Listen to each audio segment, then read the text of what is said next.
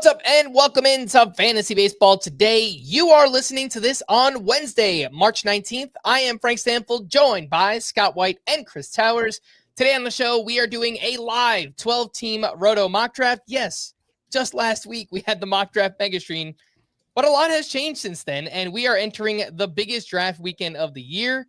So here we are. Guys, go ahead, Scott. I like that you just prefaced the whole thing with the arguments I made to you for recording another mock draft episode. That's exactly it. That's exactly what happened behind the scenes. That is called a subtweet. No, I mean, I was just in case other people were wondering. I just thought I would. Well, no, like there are some big questions that need to be answered that weren't there when we last did a mock draft, including Spencer Strider, who we talked through at great length on yesterday's podcast, but also like, what do we make of the report that Christian Campbell is considered, according to one beat writer at least, in the mind of team decision makers, is the way he phrased it, the favorite for the second base job for the Red Sox now, which I had kind of written off. Well, it's two different Red Sox beat reporters said a different player was the favorite for second base yesterday. So with David Hamilton being the other, it was I forget her name, but a writer for The Athletic said David Hamilton, and Chris Cotillo said Christian Campbell. So that's up in the air. We also have Freddie Freeman being scratched from the Dodgers opening day with pain in his ribs, the same spot where he apparently tore cartilage in the playoffs last year. Sounds like they think it was just a scar tissue thing, but that's another injury concern I didn't even know about before yesterday, to be honest. I was aware of the ankle, but the rib cartilage, that's something new. So how much does he fall, if at all? Kirby Yates is the closer, right? Not Kirby Yates. Jesus. Tanner Scott, but Dave Roberts had already said that. I thought you were being sarcastic. No. Yeah. No, just, you know how my brain is sometimes. Yeah, I wasn't being a jerk, by the way, because subtweeting has a negative connotation. I actually was just, I can't believe you said that. I would talk about game one of the season. Obviously, we're excited. There's baseball that's happening. But by the time you're listening to this, we'll already have a second game played, most likely. So that's twice as many games. We'll wait until both games are done, and then we can talk about those. Obviously, Yamamoto looked okay. Imanaga looked okay. But yeah, we'll wait until both games are done. We'll talk about those more on tomorrow's podcast. Freddie Freeman, an interesting talking point. We'll see if he falls in this mock draft a little bit today. Again, it's a 12-team Roto mock, and we are using the standard 5x5 categories with Roto lineups, 2 catchers, 1 of each infield position, an extra corner infielder, middle infielder, 5 outfielders, 1 utility spot, then 9 pitcher spots. I am drafting second. Chris is drafting 5th. Scott is drafting 9th. This will be broken down into a 2-part podcast on the audio side of things. Scott, I know you want to get things started, but I do have to quickly promote our bracket game that we have coming up later this week. Get those brackets in, and it is bracket time. So get yours in now on the CBS Sports app. Enter the bracket challenge for the chance to win a new Nissan Armada and trips to the 2026 Final Four. You can also play in men's and women's pools with friends and join our FBT pool. If you were in it last year, you're automatically in again. All you have to do is go in and make your picks. If you want to join our bracket game, go to cbssports.com/baseball. You can also find the link in this episode description. The winner of our FBT bracket game will get a 1-year subscription to Paramount Plus for free. Get the CBS Sports app to start filling out your brackets. No purchase necessary. See terms and rules for details. With that, Scott, we are ready to get this thing up and running. I don't know who I have to thank. It's probably you. Thanks, Scott, for giving me the second overall pick. It's a pretty easy decision, I think, whoever's there between Ohtani and Bobby Witt. But that decision will be made for me by the first overall drafter. So here we are, up and running. And it was Bobby Witt. So I will take Shohei Ohtani whenever this loads, and boom, first 2 picks. No surprise, Bobby Witt and Shohei Ohtani here. Ohtani, I believe, 2 batted balls over 110 miles per hour in their very first game. It's just Ohtani being Ohtani, obviously. Aaron Judge, Ellie De La Cruz, and Chris, you are up with the 5th overall pick. And anytime Jose Ramirez falls to 5, that's an easy choice in a Roto league. So I'm happy to make that pick. Yeah, Jose Ramirez, just one of the most consistent. I believe he's finished as a top 6 or top 8 player 4 of the past 5 full seasons that he's played in. So about as consistent as they come. If you want to play for just safety and consistency and high floor, and obviously the ceiling is there. We saw it last year. Jose Ramirez is a fine pick. The very next pick was Juan Soto, 6th overall. So I noticed Bobby Witt. We all noticed, obviously, Bobby Witt went over Ohtani. But what I wanted to point out is even with some of the new revelations from Dave Roberts about how they might sit him a little more often this year, Ohtani just over the weekend on NFBC remained the consensus number 1 choice.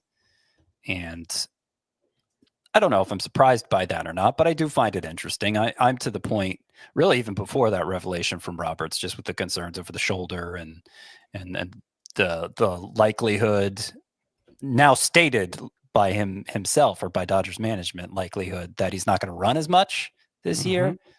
I've been favoring Witt over Ohtani in this format and Judge over Ohtani in head-to-head points. There was also at one point a very small quote from Dave Roberts where he said, he's probably going to get some extra time off around his starts when he's back to pitching, which at this point we have no idea when that will be. But that's what I was referring to.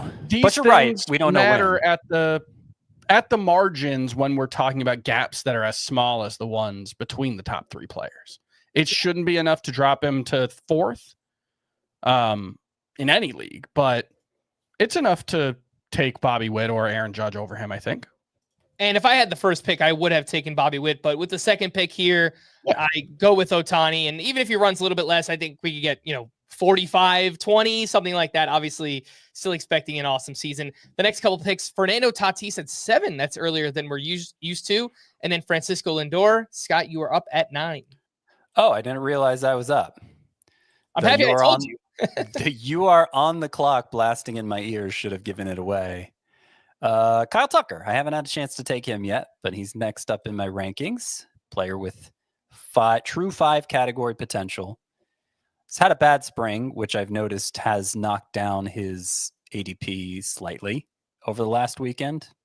I don't know if it's because of the bad spring. The bad spring should not affect your opinion of Tucker one way or another. I think we as in people who talk about fantasy baseball generally are running the risk of over emphasizing spring happenings this spring. There hasn't been a lot of it's just spring when it is just spring. And certainly in the case of a Kyle Tucker, as proven as he is, it's nothing to worry about. All right, after Kyle Tucker, Corbin Carroll, Mookie Betts, and Gunnar Henderson. Gunnar Henderson, by the way, did take batting practice on Tuesday. Brandon Hyde said they're, quote, hopeful but not sure Henderson will be ready for opening day. The way things have trended, I think he'll be there. Of course, we don't know that for sure, but it seems like things are looking a little bit better here for Gunnar Henderson. Into round 2, back-to-back aces, Tarek Skubal and Paul Skeens. We're coming up on Scott's second pick. Chris, I didn't get an opinion from you yesterday on Mookie Betts. Maybe that's because you don't have one and it's not a big deal, but the fact that he had this illness and he lost 15 pounds, he's already traveled back to LA. You worry at all about Mookie Betts losing 15 pounds right before the start of the season? I have no idea, frankly. If it was something with long-term implications, you would think they wouldn't want him traveling overnight in the middle of the illness, right? Like that. Like it's what, a 15-hour flight, 12-hour flight? Have you ever weighed yourself after being sick? It's really not that abnormal to lose 10 pounds. I guess it was a little more than 10 pounds, but yeah. Like you're dehydrated. Like it's possible. I don't want to say that there's no concern at all. And if I think the gap between, I don't know, the 6th player and the 15th player or 16th player, frankly, is pretty slim. So if you wanted to just say, I'm out on Mookie Betts, if he falls to the second round, I'll take him there. I think that's reasonable, but I'm not going to drop him a whole tier or anything. Like if you want to say, okay, fine, I'll take Julio Rodriguez instead of Mookie Betts, that seems reasonable. I'm not going to drop him behind Jarren Duran you know? All right. After Paul Skeens, we got Yordan Alvarez, Julio Rodriguez Scott, and Vladimir Guerrero Jr. down to 17. That feels like maybe the lowest we've seen Vlad go in a long time as well. Scott, you start with 2 outfielders here, and it's a lot easier to do in a Roto league with 5 outfielders versus head-to-head league where we only have 3. Yeah, and that was the decision for me between Vladimir Guerrero and Julio Rodriguez. I actually wrote about Julio Rodriguez, came out on the site Tuesday, about how he's one of 12 players I generally try to avoid in drafts. I just don't have a good feeling when I go to draft him, not for any particular reason. I do go into it more in the article and you can go read it. I just generally try to avoid him, but I wanted to have a draft where I start with 2 outfielders because I feel like so many of them, I stock up on infielders early. Not that I'm afraid to draft 2 outfielders in a 5 outfielder league. It just works out that I focus on infield earlier. All right. After Vlad Jr., Bryce Harper, Trey Turner, Chris selected Jackson Chourio. Then we get Jarren Duran. So Chris, you took Chourio to pair with Jose Ramirez. So, all right. You get an elite outfielder and third baseman power. Technically, Jarren Duran's ranked ahead of Chourio for me. Chourio is my second highest player remaining, and they're both outfielders. So in this instance, I don't think I've drafted Chourio this year, so I wanted to see how that felt. Okay. Well, are you thinking about making that change, or you just wanted to try it out? Like if this was a league we were playing out, who are you actually taking, Chourio or Duran? I guess I have to say Duran because that's who I have ranked higher, and that's what I've had all off season, and I have no reason to move Duran down or Chourio up. I don't know. Like this is something we talk about a lot that isn't really applicable to most people who play, but like I'm going to end up having drafted, I don't know, 25 or 30 teams. I'm going to play 12 or 13 of them out this season. So I'm not always, sometimes you make a pick in those circumstances to see what a different team looks like. If I was playing one league out, yes, I would probably just go with Duran. I think he's the safer pick, the safer bet for high volume 5 category production, but it's a razor thin margin. All right. After you selected Jackson Chourio, we got Duran, Jazz Chisholm. I selected Austin Riley, then Jackson Merrill and Ketel Marte at the turn. We are into round 3. I thought for sure me passing on Zach Wheeler would be a mistake, but here he is in the 3rd round, and I don't really want to take pitchers this early in the draft, but he's the best player on my board, and so I'll take Zach Wheeler here and see the way the rest of the team turns out. If Jackson Merrill was here, I probably would have taken him just so I can get one outfielder. I've got third base and util, so it's kind of a weird roster construction, but I'm going to go ahead and take Zach Wheeler, and hopefully he can fill out the outfield later on in the podcast. That's interesting that you say you would have taken Jackson Merrill if he was there, because so far that's the one pick that stood out to me as a little earlier than we're used to seeing Jackson Merrill go. And I wonder if he's kind of replaced Ronald Acuna at that 2-3 turn as the go-to pick for somebody looking for an outfielder, with Acuna now sounding like he's going to miss at least the first quarter of the season. Yeah, I do think that makes sense with someone like Jackson Merrill there. After I selected Zach Wheeler, William Contreras, Matt Olson ahead of Freddie Freeman. So, and now I'm staring at Freddie Freeman. Another reason I passed on Freeman was to see how long he would last in this draft and whether or not Chris would take him. So, Chris, you're up.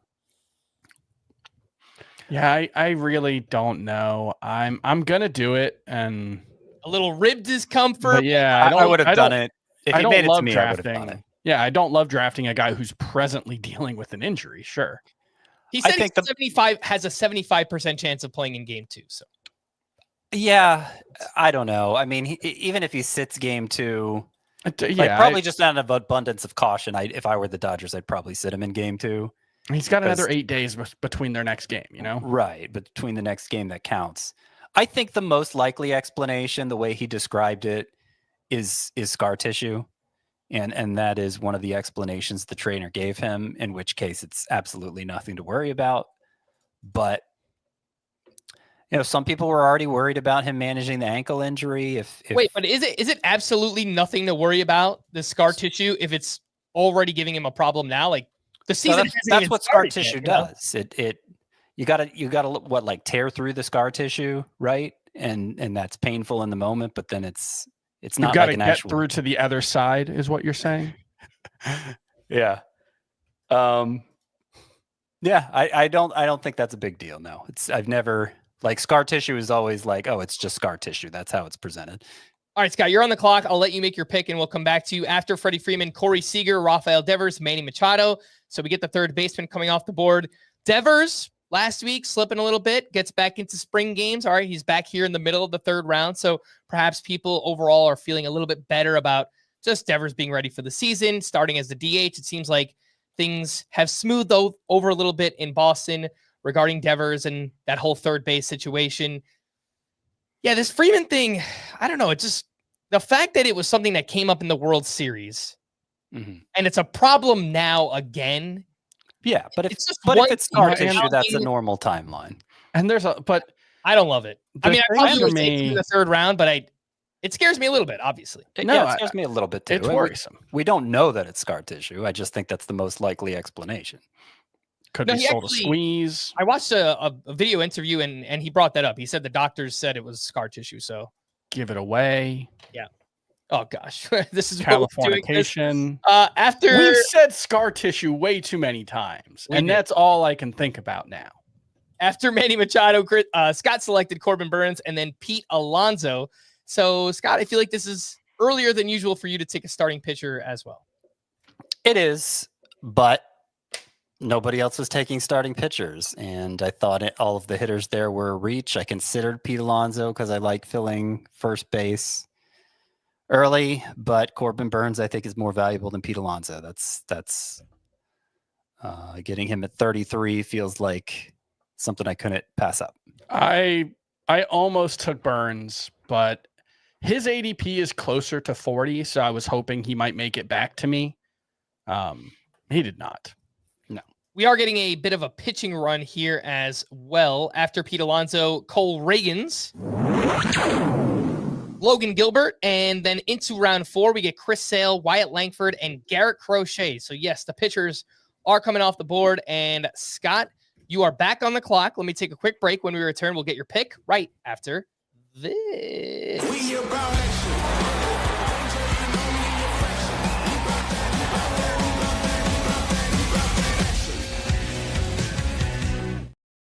Welcome back in Fantasy Baseball today. My right after this, I was looking for the ad to play, so that's why I said it like that. But maybe I should change it up every now and then. Someone left us a 5-star review. Thank you. But they said they don't like the way that I say right after this the same way every single time I throw a break. So I've got to change it up a little bit. Scott, here we are. Your round 4 pick. And you selected Ronald Acuna. I did. I was between him and Jose Altuve. I don't know. Jose Altuve has become one of those players who I feel confident he's going to help in batting average. I feel confident he's going to help in runs.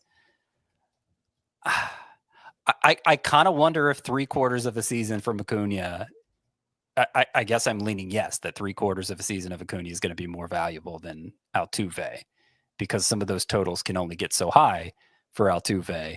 If it was a 15-teamer, I would not have taken Acuna. Obviously, the quality of the fill-in for him wouldn't be as high in a deeper league like that. But I think I said at the time we found out if Acuna misses the first quarter of the season, that drops him to like the 40 range. And that's exactly where I took him, 40. Not thrilled with it. I wish someone else had taken him, but it seemed like the right pick to make. All right. Well, after Acuna, O'Neal Cruz, CJ Abrams, and Jose Altuve, Chris, you selected Michael Harris. I did quickly look up Ronald Acuna's NFBC ADP over the past week. It is 36.7. So right around. Why is it still that high? Yeah. You know, I have seen some main event draft boards where he slipped. I think it was like the 4th round of a 15-teamer. So, well, in a league where with you no don't have an IL IL spot, you're just, it's really tough in those 15-team leagues with no IL spots because there's going to be a bunch of injuries in April and you're just stuck with that roster spot. You can't drop him. So the first sign of a needed ad, you've got to drop somebody. It puts you in a bind. That's not necessarily there if you're in a 12-team league. Or any league with an IL spot. Yeah. That makes a huge difference. The fact that you'd be playing a man down for the first quarter of the season, that's because you don't know what injuries are going to happen in the meantime, and you won't be able to stash those guys in an IL spot either. You know there will be injuries, though. My next thought was if you draft Acuna in a league with no IL spots, you almost can't take another injury stash or even a prospect stash for that matter, just because you don't have enough bench spots. So it does kind of limit your flexibility and the construction of your bench there. Where do we leave off? Chris selected Michael Harris. Then there was Brent Rooker, Ozzy Albies. I selected James Wood as my first outfielder. Kyle Schwarber here at the turn. Chris, you took Michael Harris. And where do you think he's going to wind up batting in the lineup here to start the season? I think anywhere in the top 5 to open the season. If Profar is not ready with that wrist injury, we assume he will be, but if he's not, it could be leadoff. And look, that matters, but I also think Michael Harris has 30-30 potential. So it doesn't matter that much. If he goes 30-30, but it's only 90 runs and RBI, okay, great. He's not a first rounder. I still think he's a fine pick. I'm not going to worry too much about it. I think it's going to be somewhere in the top 5. But he's probably not going 30-30, right? It's probably more like 20-20. Sure, but I don't know. Wyatt Langford went ahead of him. Michael Harris is a much more proven player than Wyatt Langford. And I'm not sure the ceiling is lower. To be just a 2020 player than Langford is. It's kind of a double-edged sword, the provenness. I don't know. I think they're Michael Harris turned 24 11 days ago.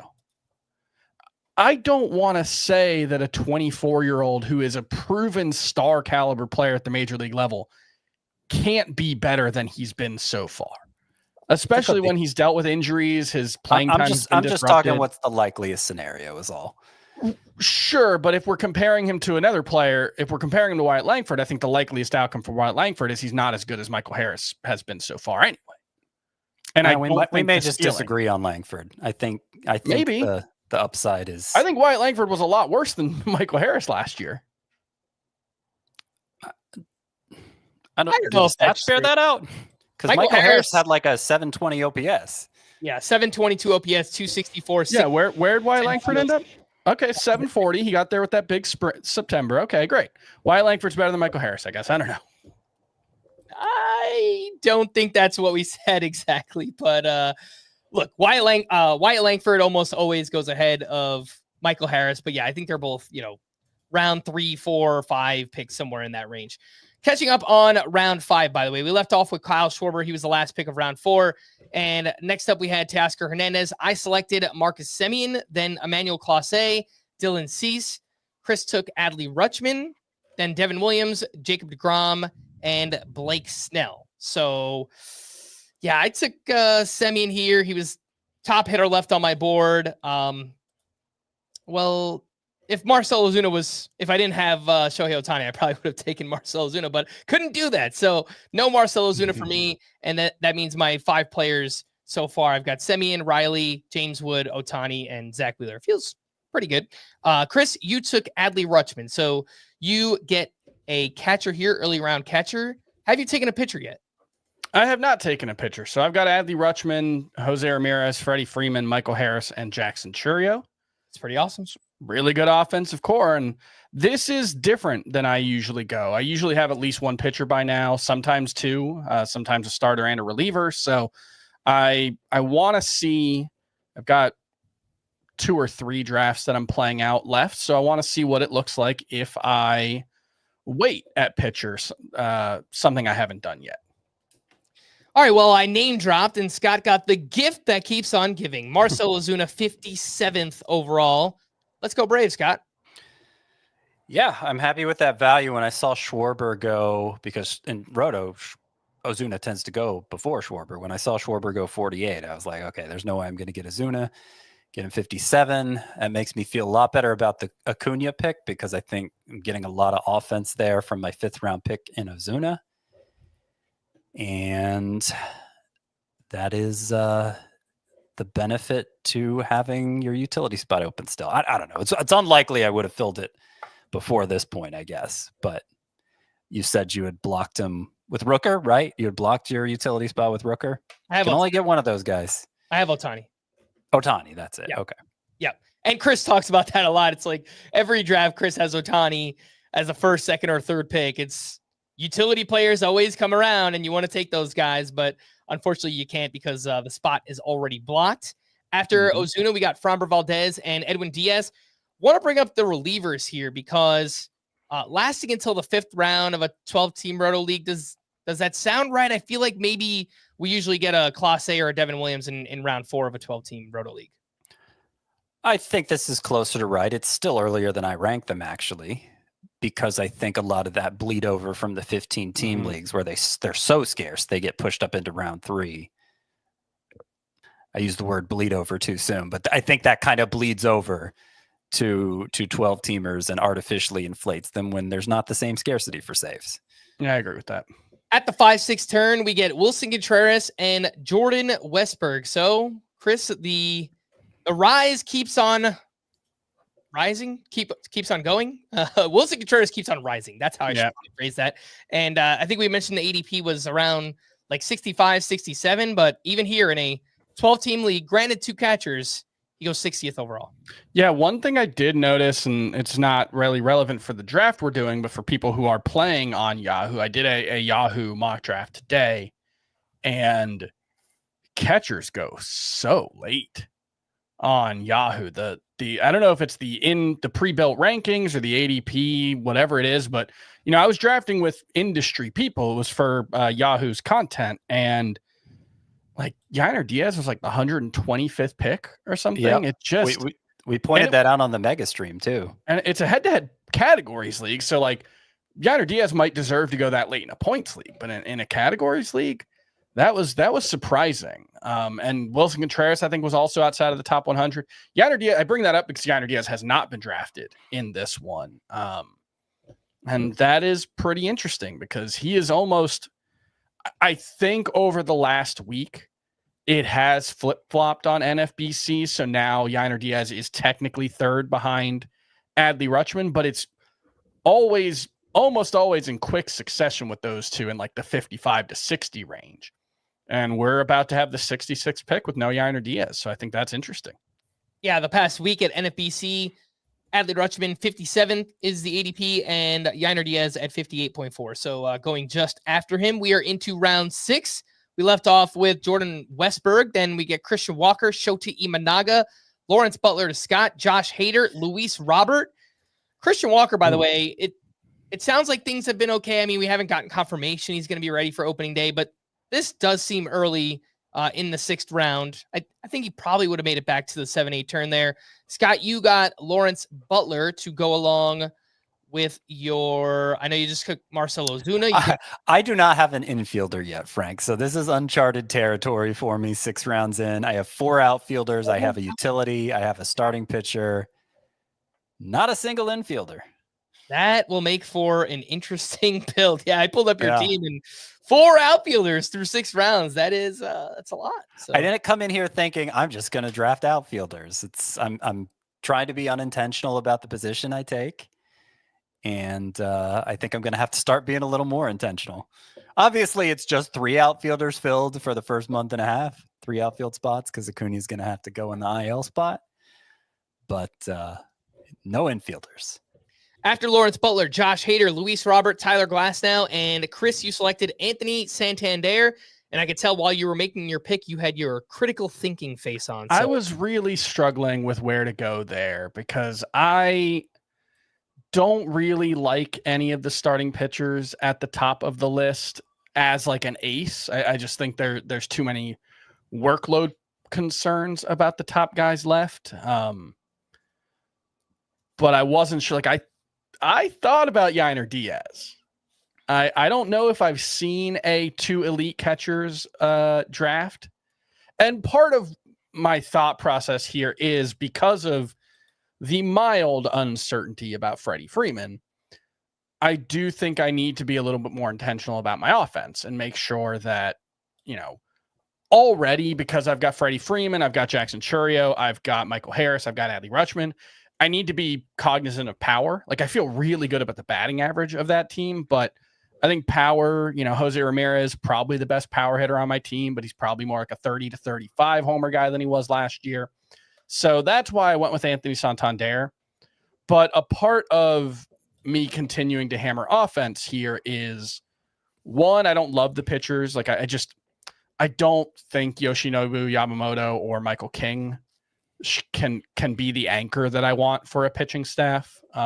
Maybe King can, but I just don't feel great about him getting there. And so I'd rather wait for some of the more boring volume plays at pitcher. So yeah, that's my thought process there. You don't have a pitcher yet?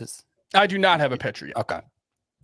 After Anthony Santander to Chris, we got Cody Bellinger, Yoshinobu Yamamoto, and I selected Brenton Doyle. The last pick of round 6 was Josh Naylor.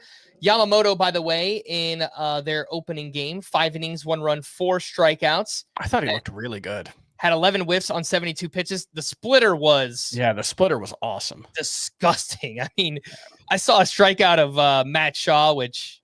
not fair. A rookie has to go up against this disgusting splitter his very first time out. Matt Shaw, by the way, batting 5th in his first game. I thought that was pretty cool. So it seems like a good sign there early on for Matt Shaw. We are into the splitter for Yamamoto. It was up more than 2 miles per hour, and he threw it a lot more also. So that I think helped contribute to his dominance. Yeah, 40% splitter usage for Yamamoto in game 1. I believe it was around 25% last year. So mostly when splitter fastball in this first time out, the Tokyo series against the Chicago Cubs. So I am faced with the decision of taking a SP2 to go along with my Zach Wheeler. Get out of there, Ohtani. You're not a pitcher. And I don't think I need to do that yet. I think there's still a lot of pitchers left. I'm going to grab another outfielder here. Someone...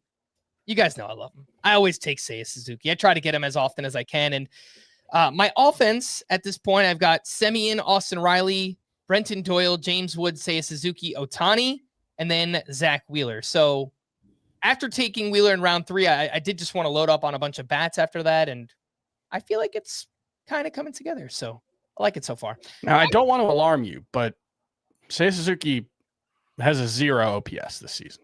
Oh, so that's just something to keep in mind. Should I drop him, Chris? It's been a rough season so far. After I took Suzuki, there was Mason Miller, Alex Bregman, and Chris, you selected Max Fried as your SP1.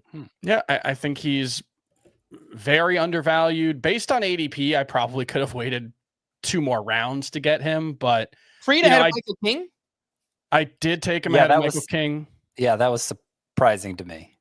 It's not how I rank it, but part of that is knowing that Max Fried goes much later than he should. And part of it was, like I said, I don't necessarily know if I trust Michael King to be the kind of volume guy that I want as my ace. Max Fried obviously has had some injury concerns over the last couple of years, but he consistently pitches 6-7 innings. He consistently gives you very, very good ratios. So I would rather have him as the anchor of my staff than Michael King, even though in a vacuum, I would have Michael King ranked higher. But something you just mentioned there is that that Max Fried will go later. So knowing that, couldn't you have taken Michael King or another pitcher and then maybe got Max Fried in the next round? Sure. It's possible that would have been the better way to go. That's where I think Max Fried should go anyway. And so there's always that balance when you're drafting between where you have a player and where you think they will go, because it only takes one person to buck ADP. And in this instance, if there was someone looking at Max Fried in the second half of this round, I was that one person who screwed them up. So you can't necessarily count on that. I'm about to buck ADP. Uh-oh. Sounds like another outfielder. No, my first infielder, Bo Bichette at 81. Okay, yeah, I thought about taking him. Okay, yeah, I've tried to wait out ADP to get Bo Bichette, and it hasn't worked out in our mock drafts. He tends to go ahead of ADP. I take him 81 here. I have him 72 in my own rankings, I think somewhere around there. So a discount by my own rankings, but an overpay for ADP. Obviously, I think the ADP is ridiculously low, and I think he was the best infielder left at a spot shortstop that it's going to run out of star caliber players soon. Yeah, if it hasn't already. Yeah, I'm working, or for tomorrow's newsletter, I'm doing bold predictions for every team, and one of mine is Bo Bichette finishes as the number one Blue Jay in fantasy, and given their ADP, which is about 100 spots apart, that sounds ridiculous. But I do just want to point out that last year, Vladimir Guerrero was about 4 spots ahead of Bo Bichette in ADP. The year before, he was about 3 spots ahead of Bo Bichette in ADP. The year before that, Bo Bichette was just ahead of Vladimir Guerrero. So Vladimir Guerrero should go ahead of Bo Bichette, but it's just a sign of how much we're reacting. And I think all three of us agree, overreacting to the bad half season that Bo Bichette had. Yeah, I keep pointing out, like, since the time he broke into the league, he's never been less than like a 3rd round pick. And then suddenly he's fallen more to the 10 round range or later. Round 8 here. And it sounds like if I wanted Bo Bichette, I had to take him exactly where I did, because the guy picking right after me, who of course would have had 2 picks before it got back to me, said he wanted Bo Bichette. Let's catch people up. After Chris selected Max Fried, there was Michael King, Aaron Nola, Bryce Miller. Scott selected Bo, Mike Trout, Christian Yelich, Riley Green, and Randy Arozarena. I understand it's spring training. It doesn't really matter for veterans, but for Bo Bichette, who was just injury riddled last year, was never healthy. And when he was healthy, he was terrible. You would rather him get off to a nice start in spring than not. And that's exactly what he has done. He's 15 for 41 with 4 homers, a stolen base. That's nice to see. And an 1145 OPS. The next 2 picks, Mark Vientos and Spencer Strider. Not exactly top 75, top 80, Chris, but there's no doubt this is a rise. Now a top 90 pick on Strider. Not Luis Arise, right? Is that what I said? Just Luis Arise. Sorry, I'm in a mood. If you couldn't tell, I can tell. If you couldn't tell by the red hot chili peppers of it all earlier. In the draft I did earlier today, I think Strider was a top 70 pick. He has gone, I think, as early as 70 in NFBC drafts since his start. We don't need to belabor the point that we made yesterday.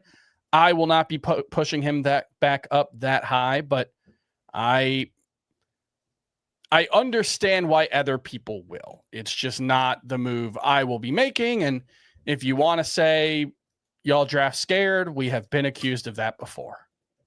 After Spencer Strider, 1 pick later, Scott selects Caminero. I wanted to get you ready. I wanted to have it queued up so you could hit it right when I did it, but didn't get the timing quite right. Yeah, 88. I won't complain about 88 for Junior Caminero. It's when he gets pushed up to 70 that I have a real problem with. And I think the way I built my team, it's the perfect time to take a shot on Junior Caminero because I need so much infield help. Obviously, he has incredible upside. Yeah, someone in the FBT Facebook group asked for an explanation as to why Junior Caminero is going as high as he is. And I offered the extremely helpful and unhelpful answer. The same reason Vlad Jr. and Eloy Jimenez were going as high as they were back in the day, which is just to point out that we don't get this right all the time. And in both of those cases, frankly, as rookies, we didn't get it right. They were both overdrafted. So I think that's the range of outcomes for Junior Caminero, unfortunately. For what it's worth, you guys talked about Strider going a pick ahead of my Caminero pick there at 87. I was really considering it as it was approaching me. He was definitely one of the 2 or 3 players I was considering. Him going right before the pick reduced those considerations to just 2 players, and I took Caminero. The other 2 went soon after Caminero, Salvador Perez and Cal Raleigh. I would have taken one of them.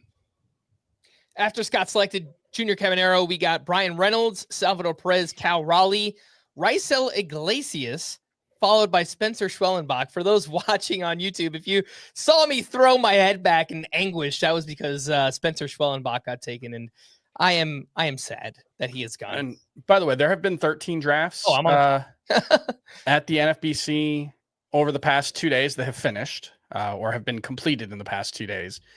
Strider's ADP is 85.6, 85.7, I guess. So right on where he went in this one, a max or a min pick of 59. I was going to bring that up too. I noticed the same thing. So yeah, that's interesting. If you're playing in a 15-team league, Strider would be your fourth pick. Yep. At pick 59. Yeah. I mean, the thing you have to keep in mind is that is the second to last pick of the fourth round. It was probably the only chance that person was going to have to get Spencer Strider. So that probably plays into it. I'm not saying it's the right pick, even with that, but that's probably the thought process there. And just a couple other names that we've mentioned who are moving way up. Junior Caminero is up to 75.3 over the past couple of days. And Cody Bellinger just keeps moving up. Every time I look, he's up to like 85 now. I don't get this one. He did go even higher than that in this draft, I believe. I think it's just because he's hit well this having spring. A good spring, yeah. Yeah, I think it, and that's kind of a dumb reason, but because there is also the massive venue change in play there, I think people just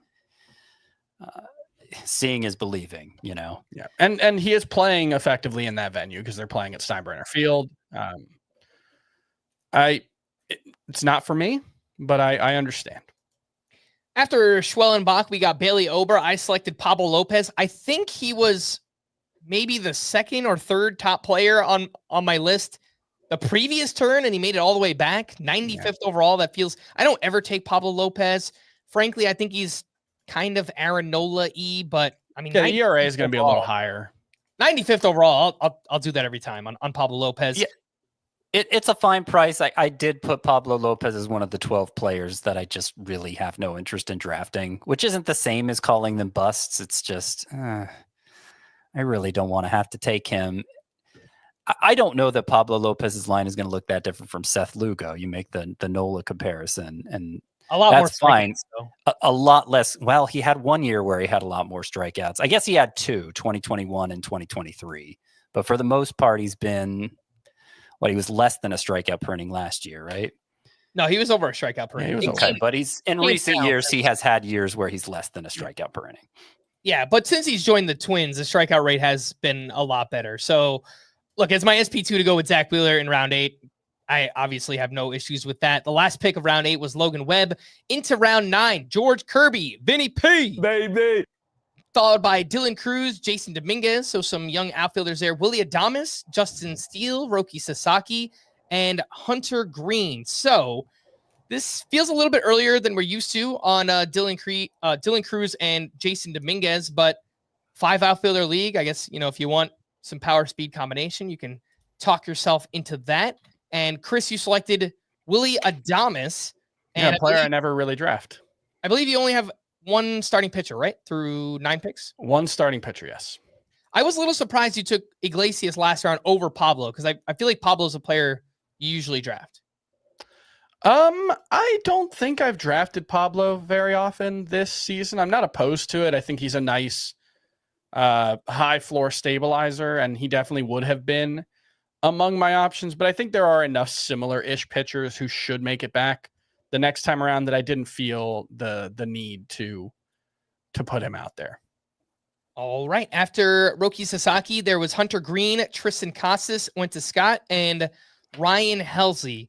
Scott, I know you're probably looking at first base and you see the end of a tier there, because that's exactly why I took Vinny Pasquantino. I didn't want to have to settle for someone lower than him or Casas as my starting first baseman. Yeah, and I don't feel great about Casas, to be honest. He's yet another one of those players on that list of 12. It was just, well, how long do I want to push it at first base? This is the end of a tier. The the fact that the strikeout rate blew up on Casas last year and remained high this spring, that's the real point of concern for me. That we haven't seen a lot of evidence of that guy we saw in the second half of 2023 since the second half of 2023. And I really don't know what I'm getting. It feels like a big leap of faith at pick 105. Yeah, so that's where I am. But my infield now has Tristan Casas at first, Bo Bichette at shortstop, Junior Caminero at third base. At least on paper, there's a lot to like about that infield. So I'm going to have to address my pitching staff some moving forward here because I still just have Corbin Burnes there. And I may do it with my very next pick. After Ryan Helsley, we got Matt McLain, Stephen Kwan, and into round 10, Jake Berger and Felix Bautista. I know you guys don't usually think about player pairings maybe as much as I do, and I just like to think about it in terms of players that complement each other.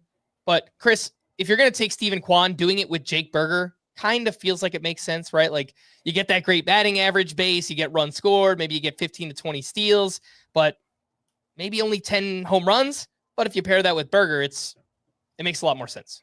Yeah, I always struggle with this type of thing because there are going to be other pairings that will give you similar production or potentially better production. So they complement each other well. I think that is a fair way to say it. And if you are going to take Stephen Kwan, you have to be cognizant of the impact that's going to make on your home runs, because, you know, what was it? 21.8 homers per lineup spot is what you're looking for if you want to finish top 3 in home runs, I think was the number that we came to when we talked about that. So having one guy who's going to be 10 at best, probably, plus can't exactly count on 45 homers from your catchers if you don't take an early one, you know, it does mean you really have to be aware of the impact that's going to have on the rest of your team.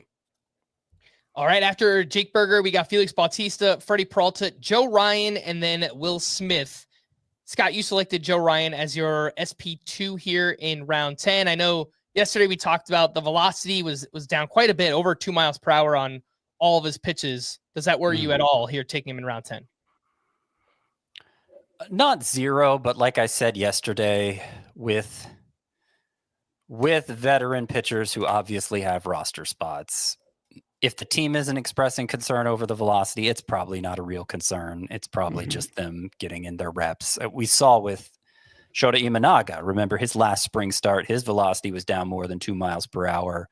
Well, he comes here for a game that counts in Japan, and his velocity is up 1 mile per hour. So suddenly that concern is removed. I just don't think it's worth stressing about it too much, as long as the team doesn't seem stretched or the pitcher himself.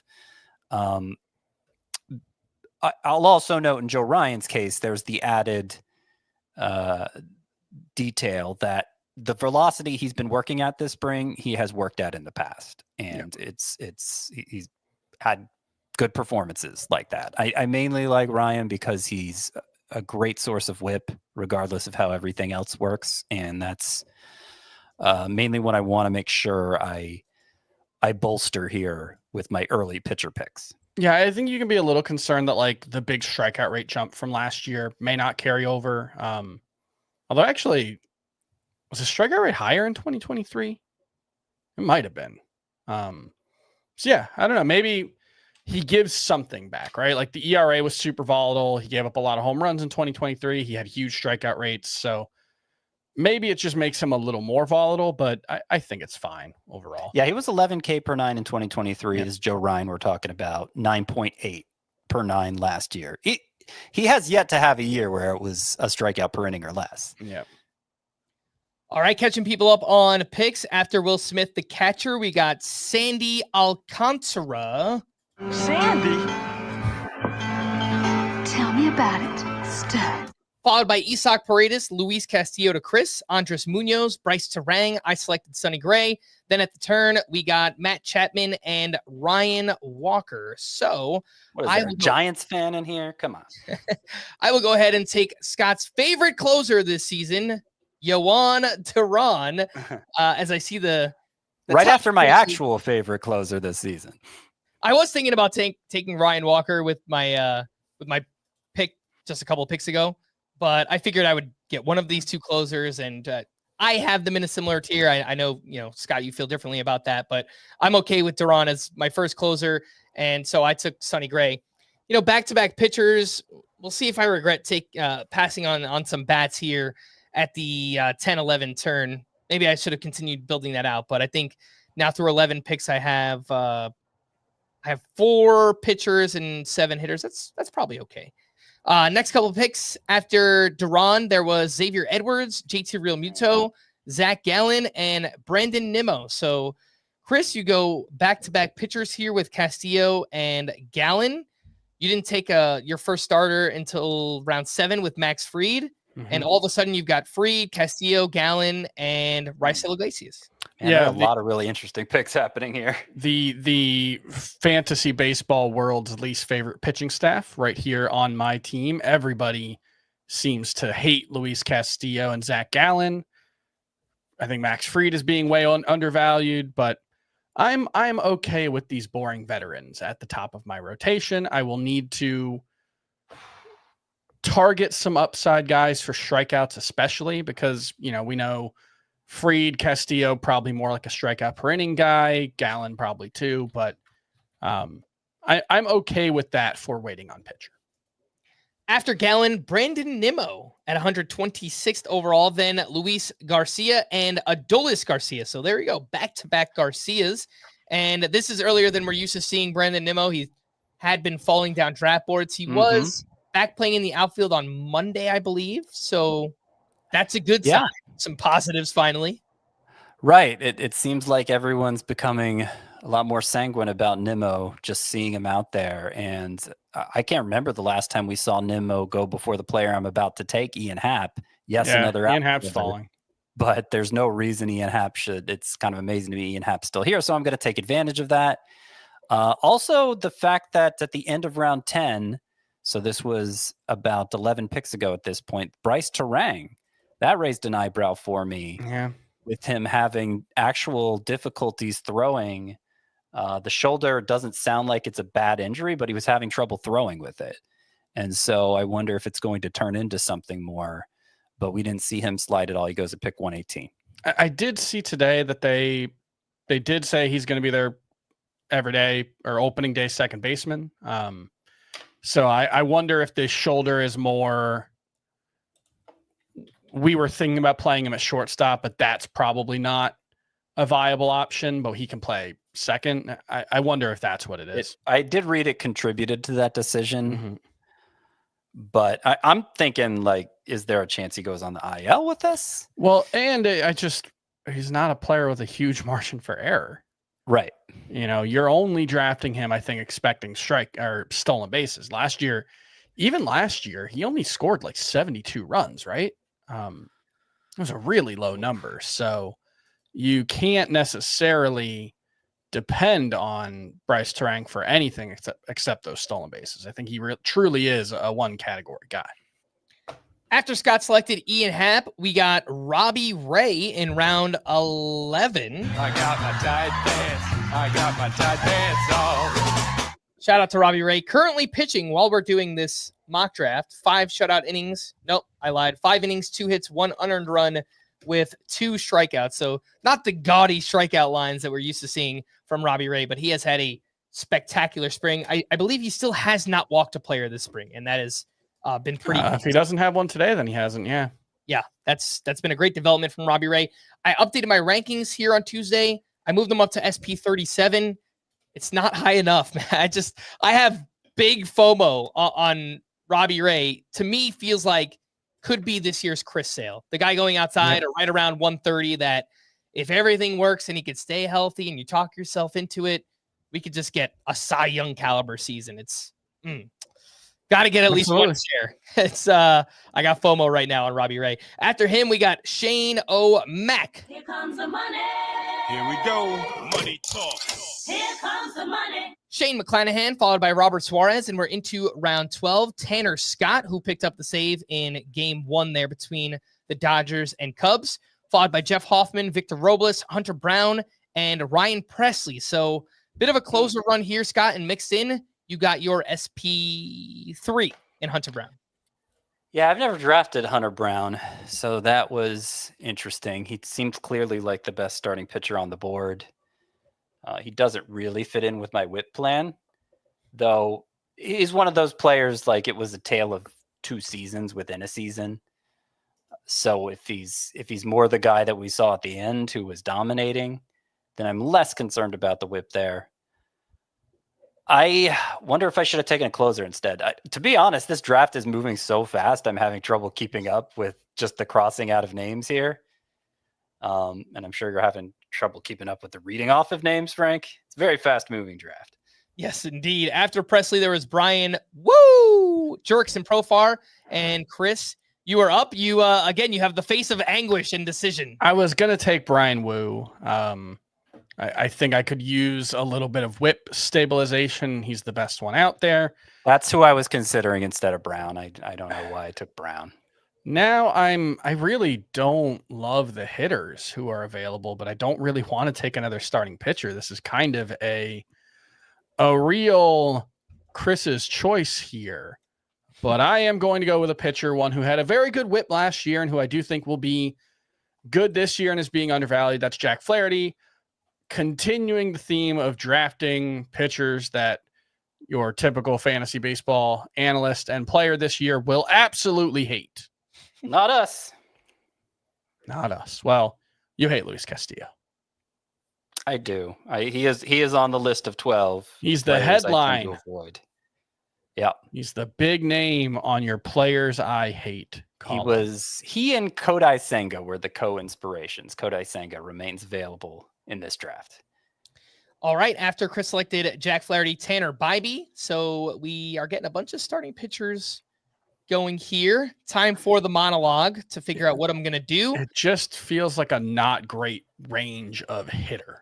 Yeah. In particular. And I think I'm still about to take 2 hitters, even with you saying that. I've got Vinny Pasquantino, Marcus Semien, Austin Riley, then Brenton Doyle, James Wood, Seiya Suzuki, Shohei Ohtani, and then my pitchers, Zach Wheeler, Sonny Gray, Pablo Lopez, and Yoan Duran. The next pick, Trevor McGill, so another presumed closer off the board. Let me take a look and see who does Raymond Atherton have on his team here. See what I could do positionally here. Looks pretty hitting heavy. Looks like he's only got 3 pitchers. Yeah, but I don't think I'm going to take a pitcher. I went back-to-back pitchers last turn. So one of my picks is going to be Josh Lowe, someone I like this year. I don't think I ever had the opportunity to draft him, and this is you had to reach for him. As my the ADP is like what, 150-ish? Oh yeah, he's 146 in the month of March. Yeah, so I get him here at 143. Get a 4th outfielder, add some speed to my team. Felt like I could use a little bit more speed. And playing in that Swamp Renner field with the dimensions, the Yankee Stadium dimensions, as a lefty. Just think he wasn't healthy last year. I think we get a bounce back year, close to 20 home runs, 30-plus steals, hitting in the middle of the Rays lineup. So I think we get a pretty big bounce back season here from Josh Lowe. And the next pick was Jared Jones. And we are into round 13. Where are you guys at on Jared Jones? I feel like we haven't heard much since him talking about the pitch mix early in camp. Yeah, he's looked like the same guy in the spring. Right. And that concerns me because I forget how many starts into the year it was, but the first couple months he had a league leader type swinging strike rate. And then after that, it was like 11%, something very, very mid. And the ERA was very high during that stretch as well. So I don't know. I'm not sure. Given all the upside plays we've seen emerge as starting pitcher, one just got paired with Jared Jones there. Gavin Williams, that's the one I'm most excited about. I think it's too early.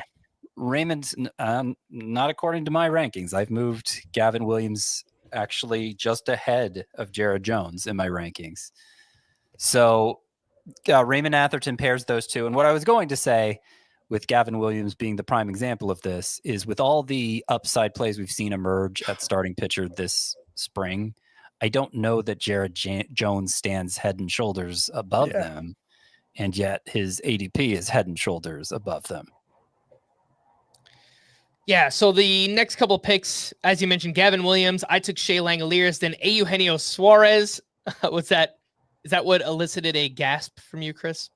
It was the Eugenio Suarez pick. Yeah, I could use some power. Power is I think starting to run out, it's fair to say. So that wasn't great for me. Yeah, that's part of the reason why I took Langoliers. I didn't have a catcher yet. I think my batting average is probably going to just be middling at this point, but I did want a solid catcher one. And I wanted to add some power, so felt like it made sense to do that. And I mentioned I updated the rankings on Tuesday. I moved Gavin Williams up to SP 50. Scott, I see you have him at SP 44.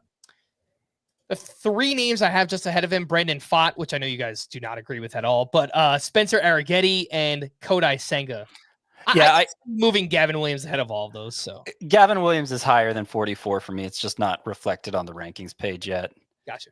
I'll give you a number here in a minute of where he ranks for me, because it is definitely higher than 44. So I said I moved him ahead of Jared Jones. That would put him. Why is Jared Jones not showing up? Because I didn't put a space in the right place. Okay, 40th. So not that many more spots, but higher than 44. He is not that high for me.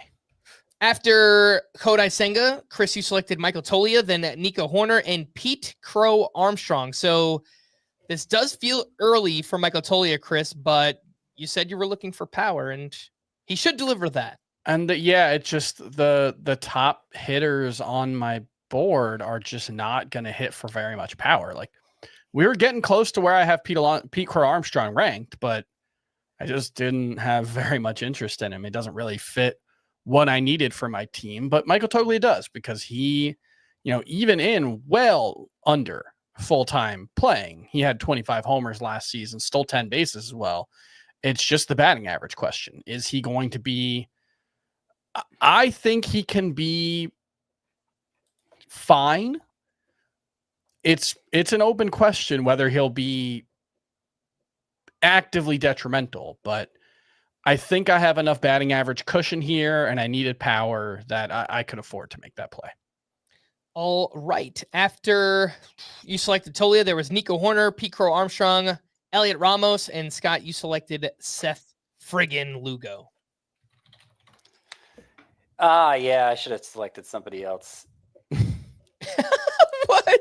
I love how that's your first piece of analysis after you selected. Well, my rankings aren't totally updated in the draft room here, and I realize I moved someone ahead of Lugo. That's okay. All good. After Seth Lugo, we get Jordan Romano, who looks like he will open the season as the Phillies closer, but I think I mentioned this either on Sunday night's podcast. Mm-hmm. Jose Alvarado's velocity this spring is up like 2.5 miles. He's throwing 101. These just demonic sinkers right now. And yeah, he looks really good. I don't think he's going to overtake Jordan Romano, but look, if Romano slips up or gets hurt again at some point, then we could maybe see Alvarado snag a few saves this season. Yeah. So the guy who goes right after Romanos, Christopher Sanchez. That was the guy I moved ahead of Seth Lugo, and who I would have rather taken. And it seems like he fell a little bit further, at least based on spring hype and recent ADP trends. Yeah, I don't know about you guys. I actually don't really think I've moved Christopher Sanchez up very much. I just think he was being wildly overlooked for a long time. And then it was a combination of the two. I ranked him higher than he was going at first, and now I have him lower than he's going. So I'm trying to move him up some. I thought he was great just the way he was, and I think people are seeing added velocity this spring and are deciding there's more upside there. And maybe there is, but I expect he more. Doesn't need it. He doesn't need it. Yeah, I expect him to be more or less what he was last year, I think. I moved Christopher Sanchez up to SP 39, and it's not that much higher than where you guys have him. Chris, you have him at SP 44. Scott, it says 47 on the site, but I'm sure you just moved him up in your rankings. So, I think we're all probably in that like SP 40ish to SP 45 range on Christopher Sanchez. Last pick of round 13 was Dansby Swanson. So here is what we're going to do. Sign off part 1 of the audio podcast here, but we'll be back for part 2. We'll go through the rest of all of our draft picks, and then we'll recap our teams at the end. So make sure to check that out. Welcome back into part 2 of our live 12-team Roto mock draft. We are into round 14, and the latest picks, Spencer Steer, Byron Buxton, Royce Lewis, and Alec Boehm. So definitely some picks to talk about here. Spencer Steer hurt with the shoulder. Sounds like he's going to start on the IL, so he makes it to 157. I feel like he's been falling further than that in other drafts we've done recently. Royce Lewis also going to start on the IL with that hamstring strain. He falls to 159. I think I moved him into the 150-ish range in my rankings. I guess you could argue he could be lower than that, but always also going to start on the IL. And then, Scott, you selected Alec Boehm. Was Boehm the plan, or were you maybe eyeing a Royce Lewis injury stash to start the season? No, I wasn't considering Lewis. I have him at the end of the same tier as Boehm, but behind Boehm. And yeah, I don't know. I've been kind of unsure of myself the last couple picks here. This is such an unfamiliar draft for me. And it feels so the vibes are weird, right? Yeah. Well, the fact like the closer pool has already been decimated in round 14 is also kind of throwing me. So I ultimately decided to go with Boehm because I feel like my first 2 picks in the draft, which were Kyle Tucker and Julio Rodriguez, not as firm of a batting average base as maybe others with their first couple picks. Remember, I passed on Vladimir Guerrero in round 2. And so I'm thinking from that corner infield spot, I'm going to appreciate the batting average that Boehm will provide rather than power that I could get from, let's say, a Ryan Mountcastle or a Rhys Hoskins, somebody like that later on. And partly I just didn't see a pick worth making in any of the other spots I had. So there hasn't been a pick that's really screamed to me, you got to take this guy in the last couple rounds. So I'm trying to meet a category that's difficult to meet at that stage of the draft. At this stage of the draft, I mean, with the Boehm pick there. All right, after Boehm, we got Kevin Gausman, Colton Cowser, Luis Arraez, Carlos Correa, Xander Bogaerts, Tyler O'Neill, and I selected Carlos Rodon. Chris, we both selected players named Carlos. Is this where you have Correa, or was it kind of a needs-based thing? 164, obviously that's ahead of ADP, but yeah, you're all right with him here in this range, round 14. Pretty much where I have him. I just think he's being way overlooked. His ADP in NFBC leagues is still 224.6, which is actually up a couple of rounds over the last few. And that's one where I get why he goes later in NFBC drafts, but part of the influence of that league has caused him to be really overlooked in like your 12-team league with IL spots. If Carlos Correa only plays 90 games, the 170th pick is probably worth it, because whatever he gives you, if he can be as good as he was last year and in 2022, plus whatever you get from a replacement shortstop, he's going to be an awesome player, and I think a good pick here. All right, after we got the Correa pick, there was Bogaerts, Tyler O'Neill, Rodon, as I mentioned. Brandon Lau is the last pick of round 14. Yeah. Wanted to go back to Royce Lewis for a second. Have you guys lowered him in the rankings yet? We still don't really have a timetable. Like I mentioned, I moved him down to a 150th. Mm-hmm. Originally, I had him, I think, like around 105. So let's say like a 3-4 round drop for Royce Lewis. I moved him down to like 175, which I think was like, I think it only ended up being like the 13th or 14th third baseman. So not as big of a fall within that rank as you might think. But yeah, I would be a little surprised if we saw him in April, just because it's Royce Lewis and they have to be extra careful with him. But it's like if you look at the median time missed for a hamstring strain, and they said moderate, so that sounds like somewhere in the middle of the range of outcomes. The average is about 26 days missed, and the median is like 21 or something. So it's possible he's back relatively soon. I just do think you probably have to err on the side of caution with Royce Lewis. We are into round. He's like right around 200 for me. Mm-hmm. Okay, so I probably need to move him down a little bit lower there with Royce Lewis. Into round 15, Cedric Mullins. I selected Mason Wynn, who was scratched from the lineup on Tuesday due to a sore wrist, and he's had a pretty brutal spring. I wonder if maybe he's been dealing with this wrist for a little bit here, but it doesn't sound too serious right now. They said it was precautionary, and I like him as a breakout candidate this year. Says he wants to steal more bases, so I'm not completely backing off unless we hear a report that it's a more serious injury or maybe starting on the IL. But Mason Wynn is a name to monitor. After I selected him, there was Spencer Arrighetti, Nick Castellanos, Christian Campbell, and Clay Holmes. Christian Campbell, 15th round. That's where I moved him more or less in the rankings.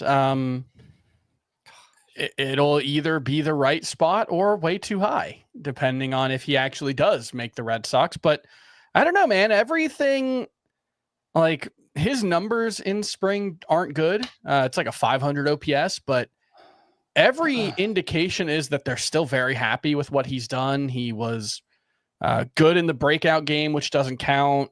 Reports on like the off fields are very good. The backfields, I guess.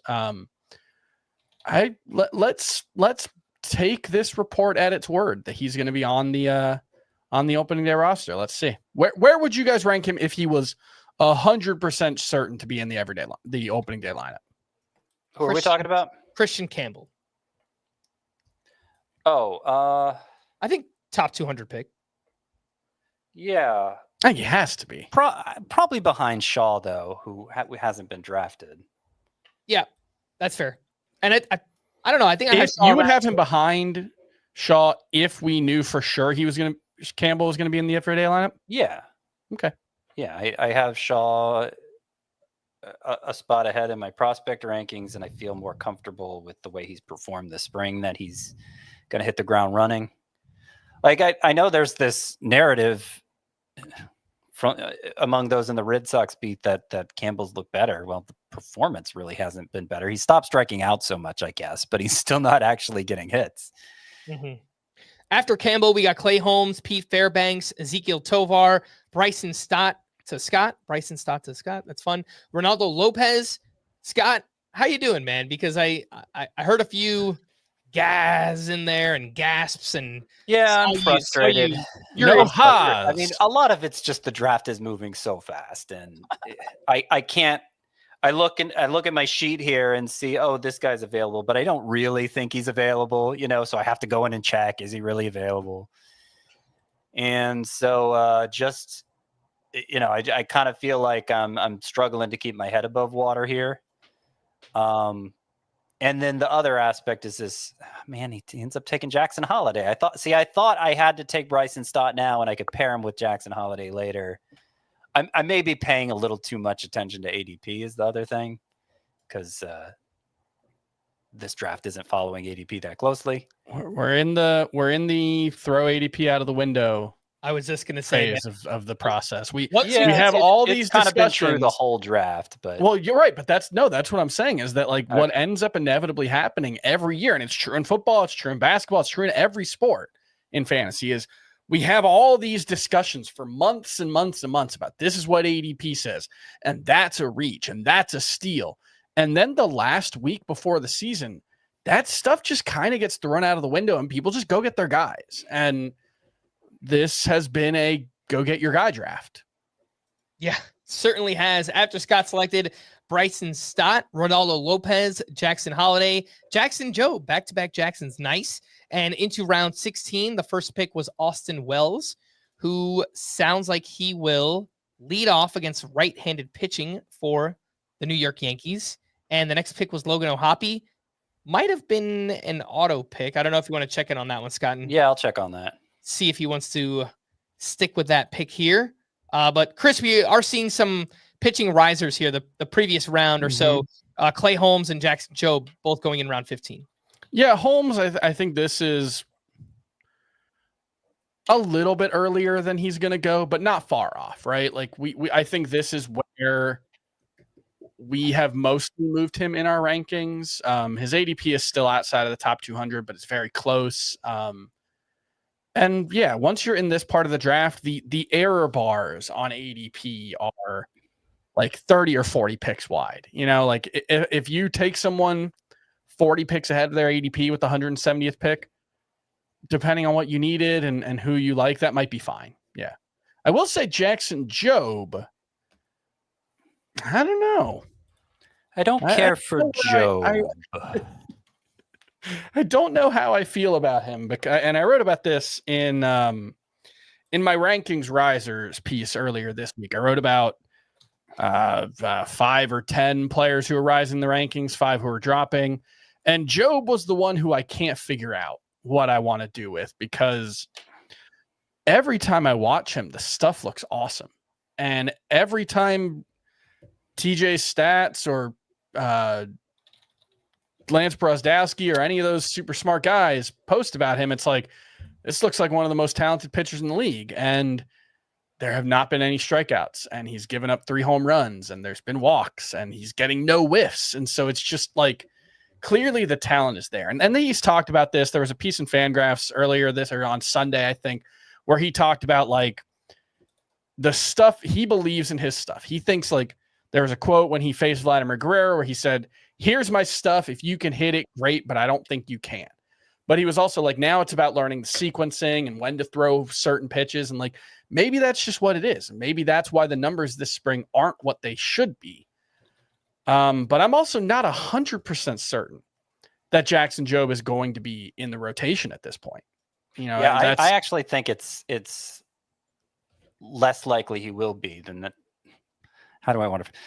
I think he's probably not going to be in the rotation at this point.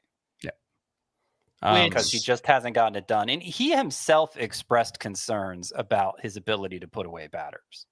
Like that was the reason he brought up the sinker and curveball that he hasn't really featured so much this spring. So, yeah, I think he needs some more time to bake down. But AAA, it is worth noting that the guy that Roster Resource has in the rotation ahead of him is Kenta Maeda. Right. I think Kader Montero is the one not getting enough attention here. But I will just, because Kenta Maeda's had an awesome spring. He's looked really good. I also think it's entirely possible Kenta Maeda makes one start and it's so disastrous that he's done. And Jackson Jobe just gets called up a week into the season. The way they've been talking about Kader Montero this spring makes me think the world at large is sleeping on his chances of making the rotation. And he's looked good too. I've heard some smart people and seen some things just talking about Kader Montero and how good he's looked so far this spring. And I saw a news item earlier today, and some people might scoff at this, but Alex Cobb is through a bullpen session on Saturday. He's resumed mound work. They gave him a big 1-year deal. When he's healthy, he's going to pitch. They're going to put him back in the rotation. So that does add another name to the mix here for the Tigers rotation. Catching people up on picks after Austin Wells, there was Paul Goldschmidt, Trevor Story, Anthony Volpe. All right, couple Yankees here. Lane Thomas, Tommy Edman, Sean Manaea, and Chris, you selected Zach Eflin. I'm building the just most boring pitching staff of all time. So I made the Volpe pick. Scott, I feel like this has turned into a bizarro draft for you. It really has. I mean, just the fact that I started with all those outfielders, it made it inevitable. I figured, okay, I was going to pair here at the round 14, 15 turn, I was going to pair Bryson Stott with Jackson Holliday, second base, middle infield. And then if that didn't work out, Bryson Stott and Andres Jimenez. But then I saw Volpe was still out there, and I was like, Volpe always goes so early, and it doesn't make any sense. But he was 40 picks behind ADP here. And I was comparing him and Jimenez side by side, and I was like, I might just prefer Volpe to Jimenez straight up. I was going to say I thought it was surprising you took Volpe with Tommy Edman on the board, but you don't have an outfielder or utility, so right. That would you if they were eligible at the same position, would you have taken Edman over Volpe? I wonder how I rank them relative to each other. He only needs 4 more appearances to be second base eligible. I don't Right. know if you noticed that. It's not an issue in a mock like this. That is a good point, though, Chris. And he started a second base today. I think that's just because Mookie was out, but it was worth noting. When we only draft starting lineups, which is often what we do in these mocks, it's not something I think about. I do have Volpe quite a bit ahead of Edman in my rankings, but I'm not sure I should. He is a shortstop, and Edman would be second base in addition to outfield. Yeah. So that factors into the ranking. But of course, I already had a shortstop. Yeah, I don't know. That's a good thought. I've got to be honest, guys. This draft, I am straight up not having a good time. I don't know where it felt like it went sideways on me early, and I have been fighting for air the whole time. I am not super thrilled with, I've got my 2 outfield and utility spot left, and it is bleak out there in these outfield / utility streets. But I have outfielders. Yeah, so you have outfield and utility both filled. You're good. I wish I had Marcelo Zuna. Yeah, I'm not super Cam thrilled. Smith just goes inside the top 200. Yeah, he probably should if he's going to be on the team. Lots of picks have happened dating back to round 16. So let's catch people up. When Chris selected Zach Eflin, there was Shane Baz, Ryan Pepiot. I'm going to pause it just for a second because I think this is getting away from us. I took Kenley Jansen, and then the last pick of round 16 was Grayson Rodriguez, 192nd, who threw off flat ground from 75 feet here on Tuesday. That is the restart of his pitching progression. And then into round 17, Justin Martinez. I took Nathan Eovaldi, was looking for a little bit of whip help. Kerry Carpenter, Cam Smith, 196th overall. And then Ivan Herrera went to Chris. I think for sure 2 names we're talking about. Grayson Rodriguez, who I mentioned already, and then Cam Smith, who we led off yesterday's Deep Sleepers podcast talking about, the biggest riser this spring. There was a report on Tuesday. Chandler Rome of The Athletic wrote that it still seems far-fetched Cam Smith will break camp as Houston's everyday right fielder. So what do we do now? We just don't know. But here's the thing. We know Matt Shaw is the Cubs' third baseman. Sure. So why would you take Cam Smith ahead of Matt? Why does everybody hate Matt Shaw? What did he do? What did he do that a maybe Christian Campbell and a maybe Cam Smith deserve preferential treatment to him? What did he do? He went 0 for 4 with 2 strikeouts, Scott. So it looked pretty overmatched. I don't know if you saw. watch the game, Scott. No, he just But I do agree with you. I think Cam Smith, who we don't know will be on the roster, versus Matt Shaw, who's batting 5th for the Cubs, I wouldn't make that move. I think if we knew Christian Campbell and Cam Smith were on their respective rosters, I think you make a case for them ahead of Matt Shaw. There could be more upside with both of them. Nobody's called Cam Smith a better prospect than Matt Shaw. Yeah, I think Cam Smith versus Matt Shaw, I would definitely lean Shaw. Campbell, I just think Campbell's a better prospect. From the prospect people that I trust, I think he has a stronger skill set. He was as good as Matt Shaw was. Christian Campbell was arguably the most productive hitter in the minors last season. I think he was the minor league player of the year for Baseball America. And now it's a 1-year sample size. He was not a first-round pick like Matt Shaw was. It was only 130 games or 120 games, whatever it was, unproven above AAA or above AA, really. So I can see right now in this world where Matt Shaw is on the team and Christian Campbell is not. I can see also giving Shaw the edge, but if we're stipulating Campbell's on the roster, I'd take him over Shaw. All right. I did like my most recent pick, finally. That was Ivan Herrera, followed by Ryan Mountcastle, Logan O'Hoppe, Gleyber Torres, Nick Pavetta to Scott, and Gabriel Moreno. Chris, you actually rank Ivan Herrera ahead of O'Hoppe and Moreno? Is that? I believe I do have him ahead of Moreno. I don't think I do on O'Hoppe, but I'm so on O'Hoppe that it's. I might as well. I don't know. I think Logan O'Hoppe is not going to have the playing time edge that people think he did, or that he did last year, and people are assuming he will. I think Travis d'Arnaud is going to play a lot, and I have questions about the skill set. This draft is moving too fast. It's driving me crazy.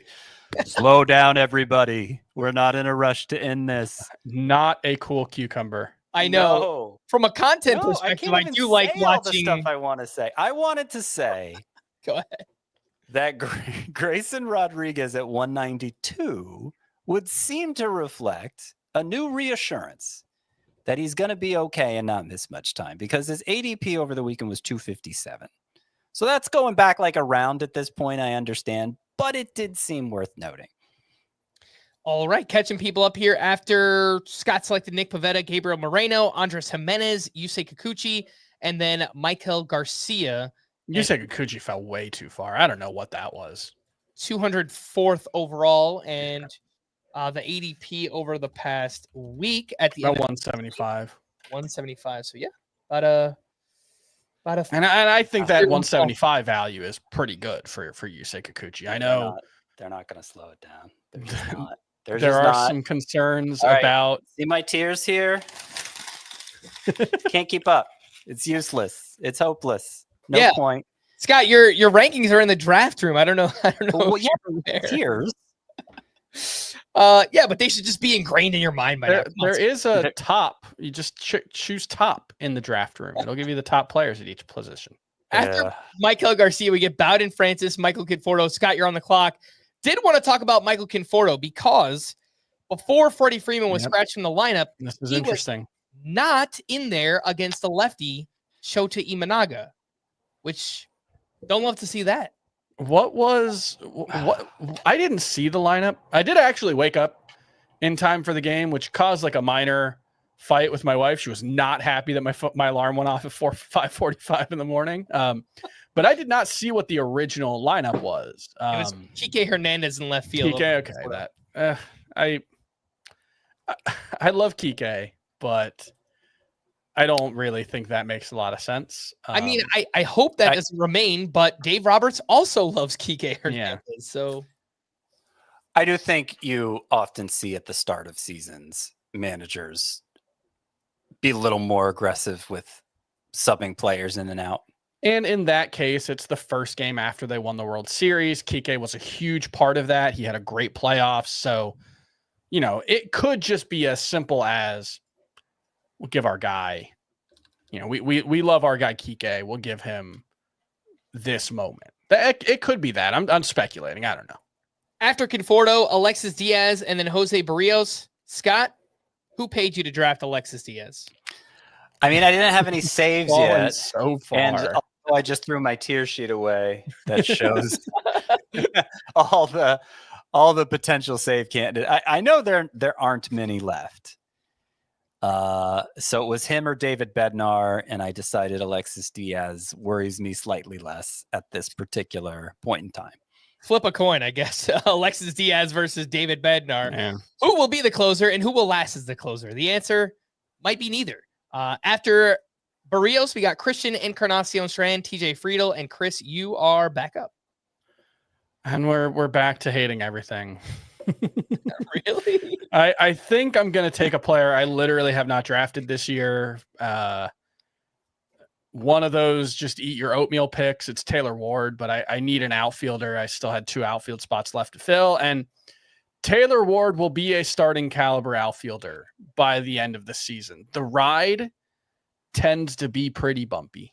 Mm-hmm. He was pretty bad in the first half of last season, if I remember correctly, and then had a huge second half.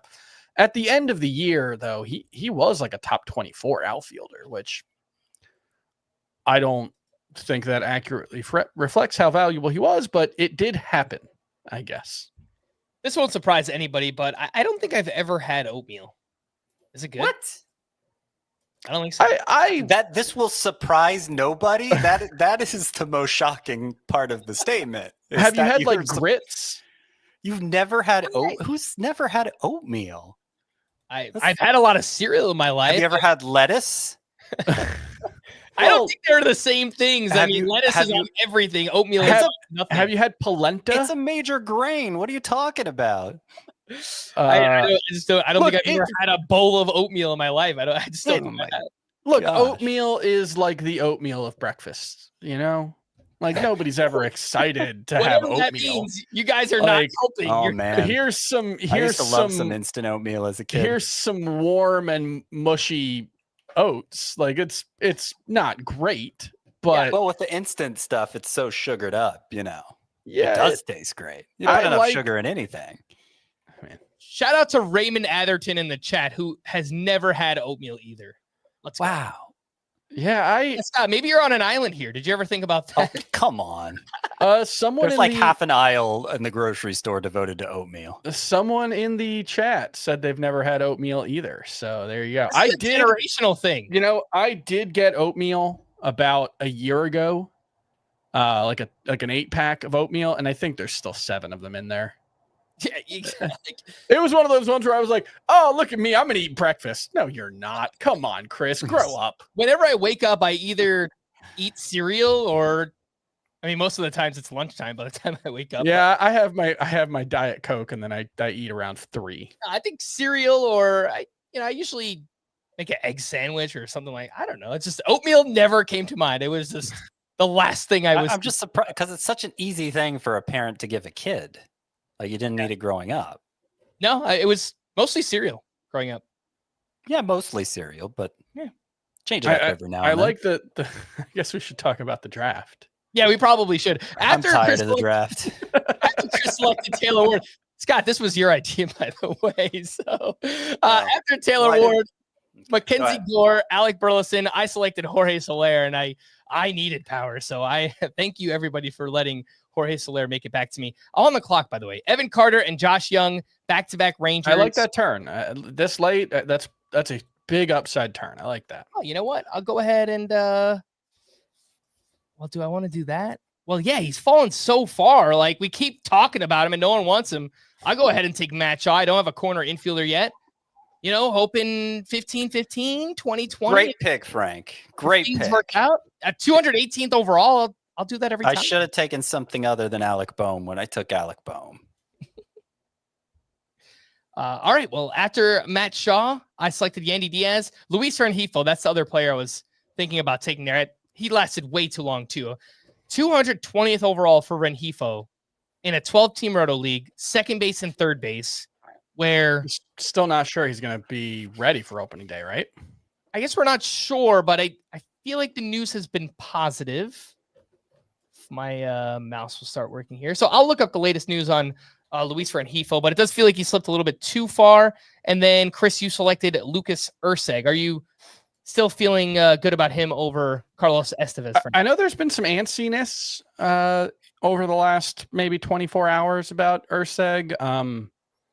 I guess, did Carlos Estevez get a save in today's spring game? Was that why people were starting to get a little Well, itchy? just the fact that Estevez is back in pitching and he's not going to begin the year on the IL. Presumably he has enough time to be ready. So do the Royals go back to the original plan, which I think officially the plan is to have the 2 split save chances. We know that doesn't usually last very long. And I think Urseg's the better pitcher. I think Urseg's the better pitcher, but obviously they're paying Estevez like a closer and he has more closing experience. Yeah, so it's possible. I get it. Look, at 221 overall, I think it's fine to just take the better pitcher in a split bullpen. Luis Rengifo, by the way, was back in the lineup on last Friday. Okay. So he's good. Yeah, there's They're probably saying enough time. Yeah. There's enough time to prep and be ready for opening day. So 220th overall Yeah, I like that. for Rengifo, who can give you, 15 homers, 25 steals. He was on like a 40 steal pace last year. He doesn't have the foot speed to make you think he can do that, but the Angels were very aggressive on the base paths last year. Pretty much everybody had career highs who stayed healthy. So, yeah, I think that's a good pick. I probably just need to give Luis Rengifo a longer look here. After Urseg, we got Calvin Fauché, Zach Geloff, Max Muncy, David Bednar, Victor Scott. I want to talk about both of those picks. Scott, you were the one who selected David Bednar. So you were debating him and Diaz. You got both. Got both. Why not Congrats. both? Yeah. I think I'm going to be okay for saves. I worried I waited too long, but I think I'm going to pull it out here, and hopefully have two guys at least who begin the year as the lead save guy in their bullpen. But like non-zero chance that one of the big headlines on that first Thursday night podcast next week is the Pirates and Reds have new closers. Oh yeah, I mean, I guess that chance assumes for sure. That assumes they both win on opening day. Which they're scary. Well, the Pirates are playing the Marlins, so They're the Pirates scary. will probably have a save chance. Yeah. But they are still considered the favorites for saves in those respective I would think bullpens. so. And there's a chance they both hold on. There's an even better chance one of them holds on. There's a chance neither of them are the closer from the get-go, but I think that's a pretty small percentage chance. So the fact I'm kind of hedging my bet with the two of them, in rounds 19 and 20, I don't think that's such a bad outcome. It helps that the other options in those bullpens are extremely uninspiring for the most part, especially Pittsburgh. After Victor Scott, we got Jesus Luzardo, Ryan McMahon, Ranger Suarez, Zach Neto, and Reese Hoskins. Scott, you're back up. I just wanted to go back to Victor Scott for a second, who we talked about yesterday, deep sleeper, having a big spring.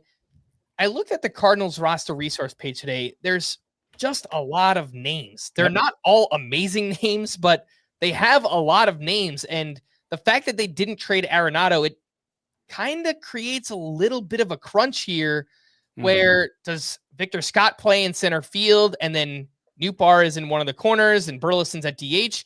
That would have Nolan Gorman on the bench, but they want to play Gorman too. So we've had fit, There's been some reporting on this spring, and it seems like they want a true center fielder. They don't want to force Nootbaar there. So they talked about having Nootbaar as the center fielder, and it just sounds like that experiment didn't work. And they may do it on occasion. Yeah. But it does seem like they would prefer to have Victor Scott or Mike Ciani. I hope it's Victor Scott, obviously, be the primary center fielder. And the at-bats, the guy who stands to lose the most at-bats in this scenario, according to Cardinals beat writers, or at least one of them, is Alec Burleson. Yep.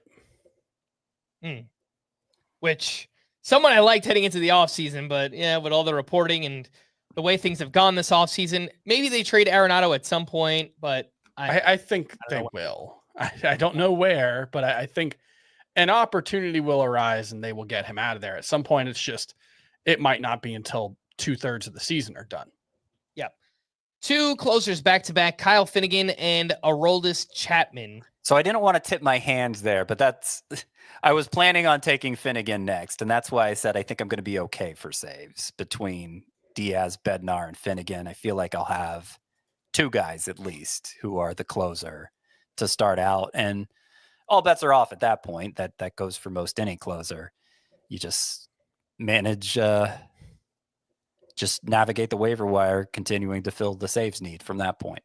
Does it make sense for Chapman to go right in this range between Finnegan and Chris Martin, given the report that, well, not a report, it's, beat writers speculating that Chapman seems like the in-house favorite for Red Sox saves? Now, I will say the report that said Chapman is the favorite for saves is also the report that said Christian Campbell is the favorite at second base still.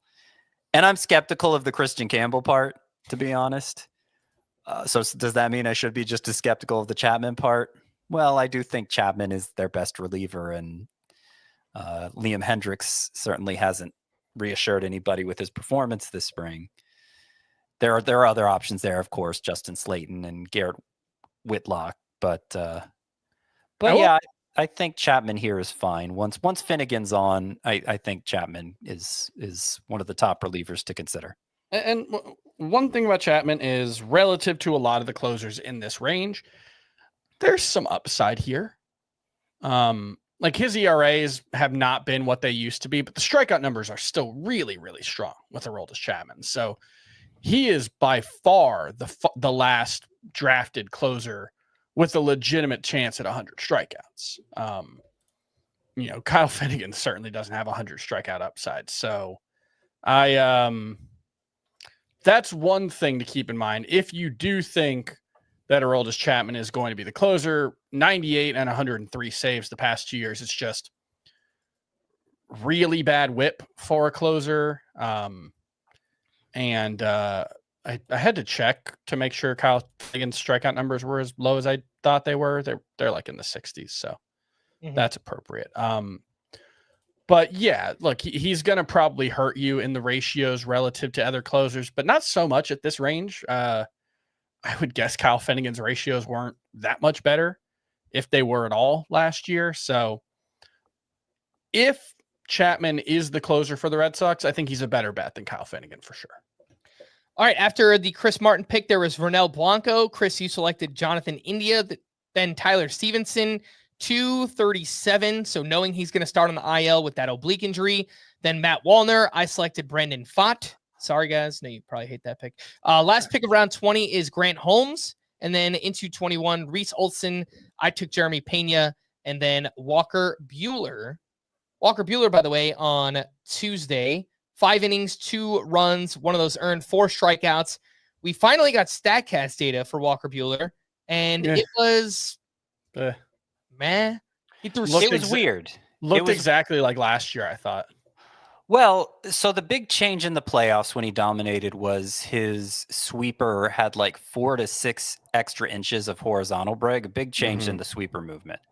The sweeper movement was way different in this one from last year too, but it was also different from the postseason. So it was more of a vertical, the vertical movement on the sweeper change. There was some horizontal change too, but we saw more vertical movement change on the sweeper for Buehler. So it is different from the one he used most of last season, but not the same as the one that looked so effective in the postseason. And so I don't know. I mean, the results have been there this spring.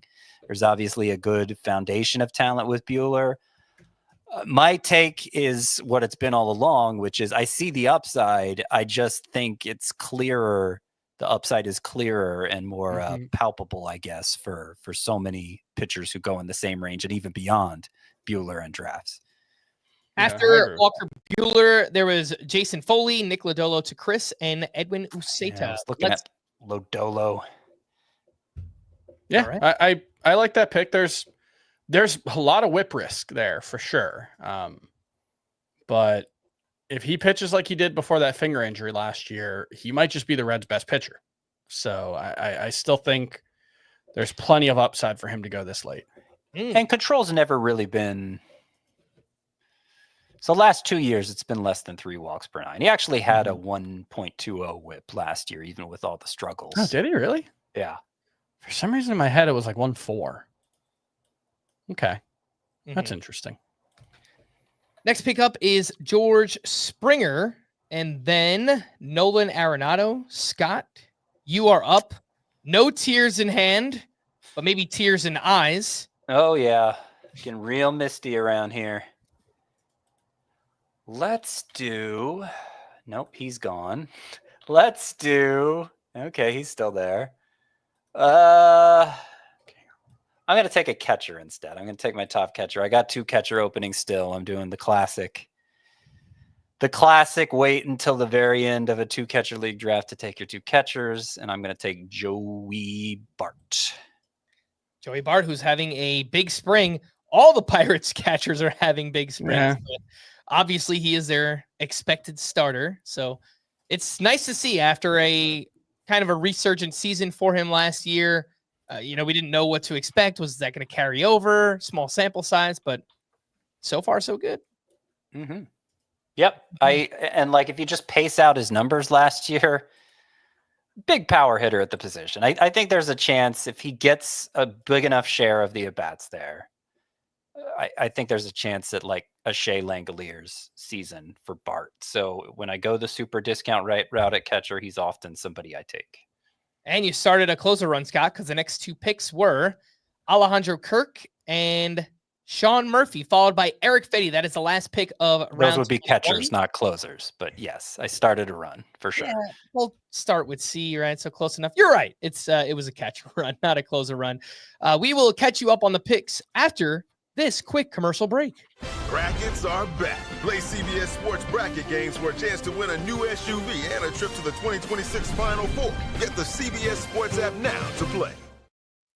Welcome back in Fantasy Baseball Today, live 12-team Roto mock draft, the Bizarro draft. Everything has gone crazy. The final week, heading into draft season, heading into the final draft weekend, and ADP has been thrown out the window. Scott's tiers have been thrown out the window, yet we draft on. And we are in round 22.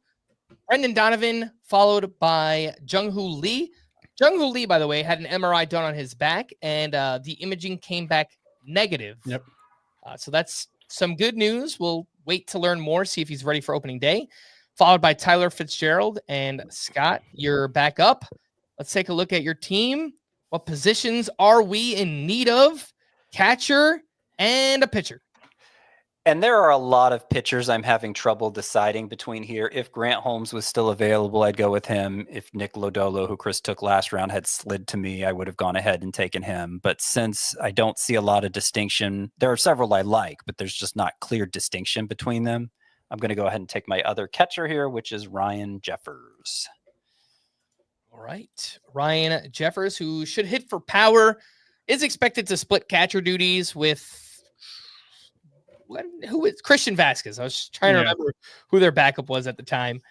So, obviously you're not going to get that playing time advantage, but when Jeffers plays, the power should be good. And it's whatever. He's your second catcher. And the next pick, another catcher, Francisco Alvarez, who has the broken hamate bone and will start on the IL. Not expected back until mid to late May, sometime around then. And Chris, we are 2 picks away from you. Let's see what positions you're in need of. That would be pitcher and outfield. Outfielder One and of each. pitcher. And I guess we should mention, we haven't, but the Padres lied about Yu Darvish. Oh, yeah. A couple days ago, they were like, "Oh, it was just fatigue. He's just sleepy." And then today we find out, no, he has elbow inflammation and is questionable for the start of the season. He did throw, I think today, but so he hasn't been shut down from throwing, which would lead, in and of itself, would lead you to believe it's minor. But anytime you tug on the thread there of the arm, the pitching arm, it could all unravel. So you got to be a little wary. He's a late rounder, Yu Darvish, in most cases this year anyway, and I would say in most leagues you can take some off. Yeah, at least opt for another upside play. I do think there's something to just like you can add him if you have IL spots, knowing that it gives you a free waiver wire ad, but because the idea being there that if you add him and put him in an IL spot, the roster space opens up. If you don't add him, your league rules might allow you to go over your roster limit to add one, but if they don't, you then can't add. Yu Darvish.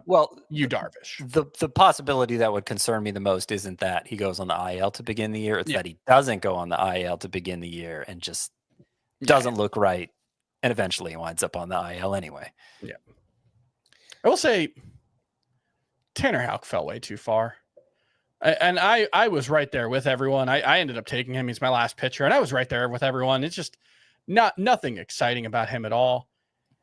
He did have a 3.12 ERA and a 3.32 FIP last year. Mm-hmm. Getting him at the 250th pick is probably fine. It's just boring. And he's not this. If this is the get your guys portion of draft season, Tanner Houck is nobody's guy. Right.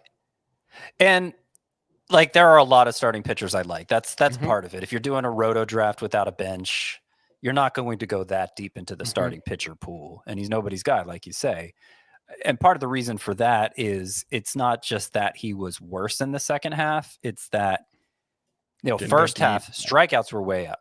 Walks were way down. Second half, strikeouts and walks kind of normalized. So is the good version even one that we'll ever see again? Was that just a 3-month fluke? Because he didn't just have some ugly starts. The whole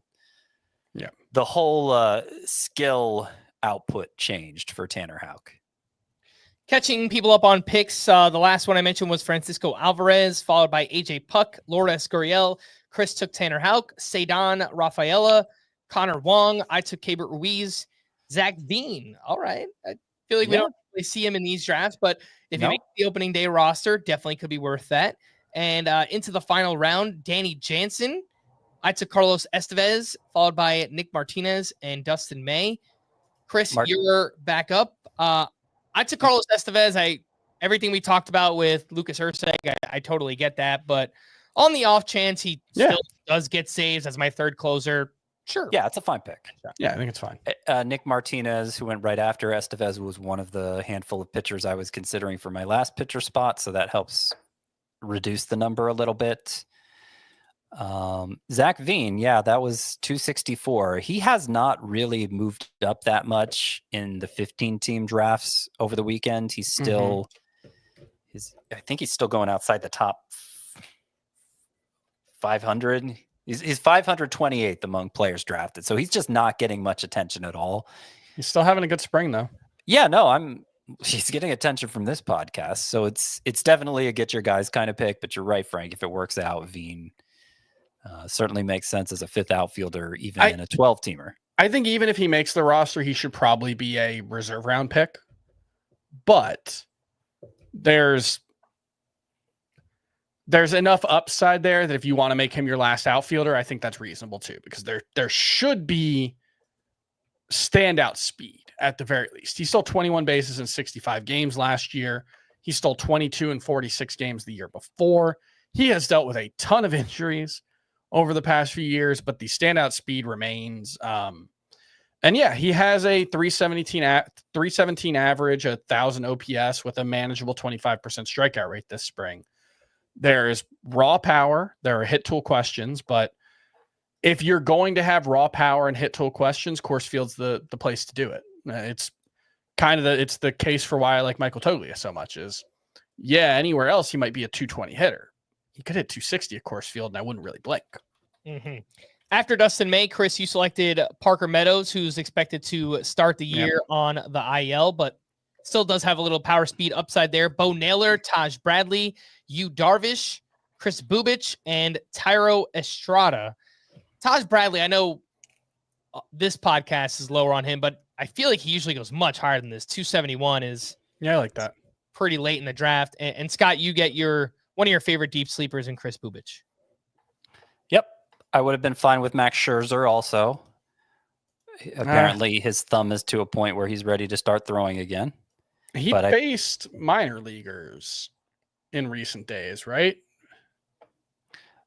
I don't know if he's actually faced them yet, but there's a plan, I think, this weekend for him too. Okay. Yeah. The Blue Jays manager, John Schneider, said he's hopeful Max Scherzer can pitch in a game this weekend. So that if that does happen, obviously we see how it turns out, and then we find out if he's ready for opening day or not, or if he gets scratched or delayed again, it probably will mean he is not ready for opening day.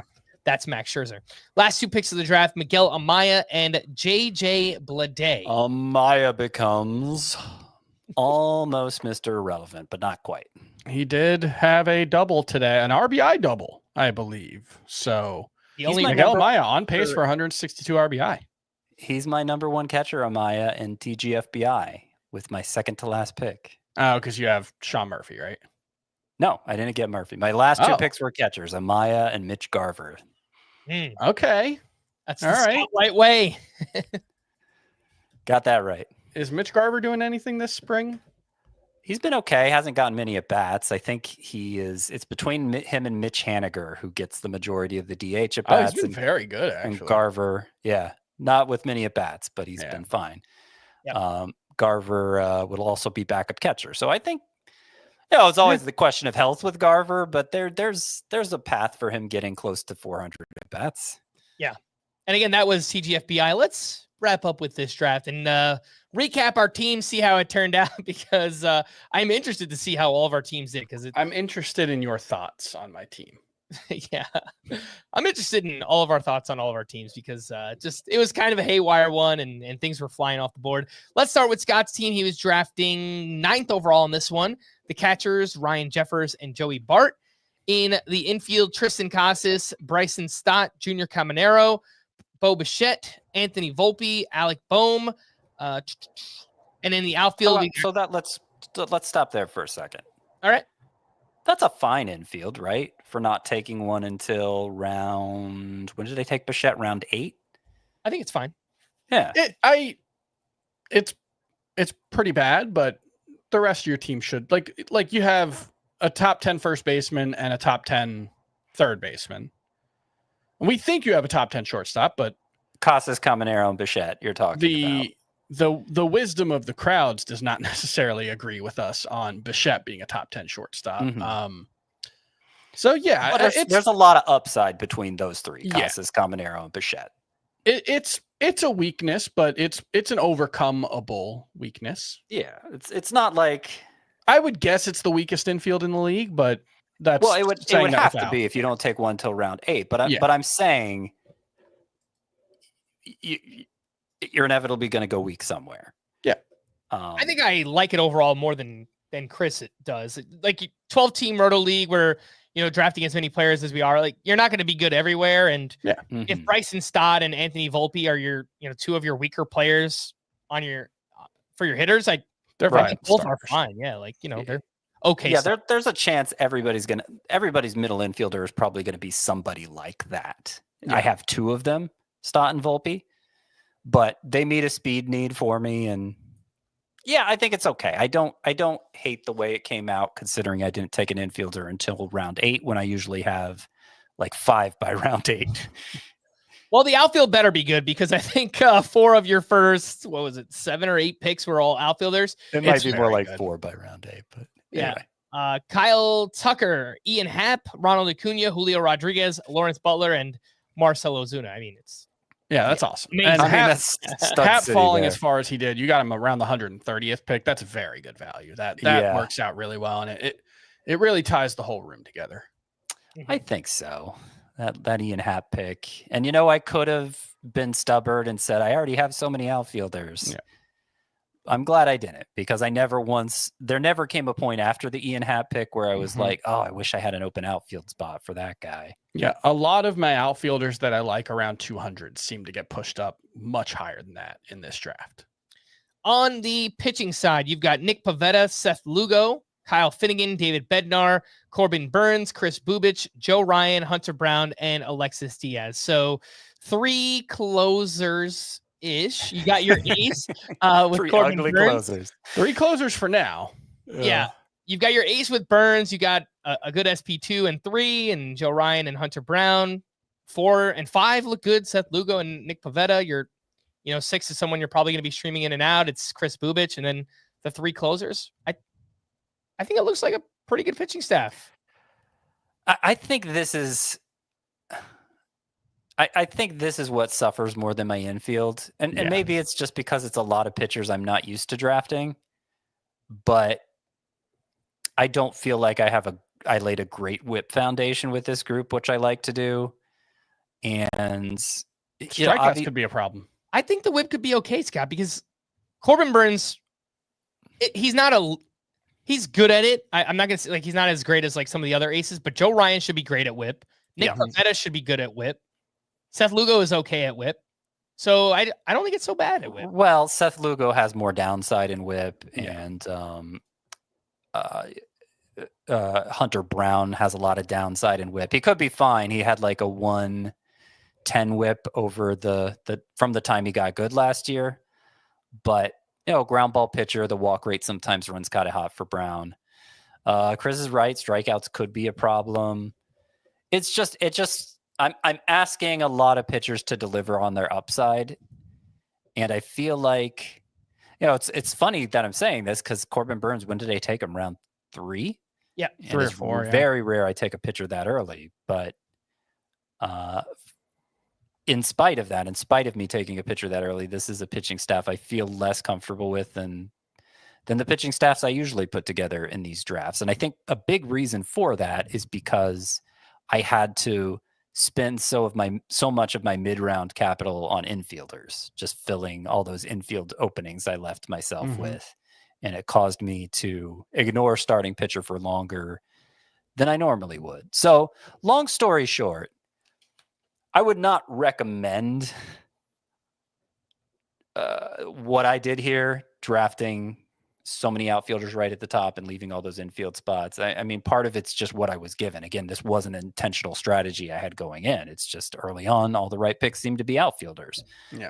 But maybe this kind of goes without saying, but as is true with balancing the categories, you also kind of want to balance the position distribution to the extent that makes sense. Like, you don't want to make that your top priority, but you don't want to completely ignore it either. Yeah, I did want to ask you, you usually seem to be less outfield heavy than me early on in drafts. You and I kind of flip-flopped in that way in this one. And I wanted to get your just general thoughts on how that worked out. Well, I think I just gave my general thoughts on how that worked out. I am curious, do you guys think I have enough batting average? I think so, right? Bo Bichette, if Bo Bichette is good, I mean, a lot hinges on that, of course. I think there is a lot of batting average upside, but Tucker, Acuna, Rodriguez. You need Acuna to be not Bichette, what he was and the last time Ronald Acuna came back from a torn ACL. He had 260, 264, something like that. So you need him to be much better than that. Yeah. And you probably do need Junior Caminero to hit a higher end outcome, because I do think the median for him is probably 255, 260. And if he does that, it could be a problem. Yeah. But I got Bohm, I got Bichette, I got people who drag down batting average like Volpe and my two catchers. And I don't know what Casas is going to give me. That could go either way. I think it would probably be middle of the pack, I think. I think home runs are probably the bigger concern than batting average, right? I don't know. Much depends. There's a lot of volatility here, right? Yeah. I think it's a super volatile profile because Butler, Acuna, Caminero, Bichette, there's not a lot of projectability on those. And Casas. Yeah, and Casas as well. Yeah, that's fair. Let's go over to Chris's team, who is drafting 5th overall in this one. Chris, you want me to read off the entire offense or just stop at the infield and recap that? Well, yeah, I thought you were taking a shot at my weak outfield. No. Yeah. Do it the same way we did Scott's. Yeah. All right. So your infield, you've got Ivan Herrera and Adley Rutschman, Freddie Freeman, Christian Campbell, Jose Ramirez, Willie Adames, Carlos Correa, and Michael Toglia. Pause. Really good infield. I think especially if Christian Campbell is on the roster, I think it's really good. Yeah. I think you're more confident in Campbell than I am. It's not just a question of whether Campbell makes the roster. I think if he makes the roster, it's because they forced him onto the roster, and I'm not he just has not looked comfortable at the plate this spring. If I had Jackson Holiday there, would you feel better about it? Well, Jackson Holiday's looked a lot more comfortable this spring and has some more exposure to the major league pitching. So I think I would. I wouldn't feel super comfortable with it. I don't think Holiday's a lock to break through, but I like his breakthrough chances more. I'm ranking them basically the same at this point. With the knowledge that's sort of assuming Campbell makes the roster and maybe putting too much stock into that report, and we'll see how the next couple of days go. But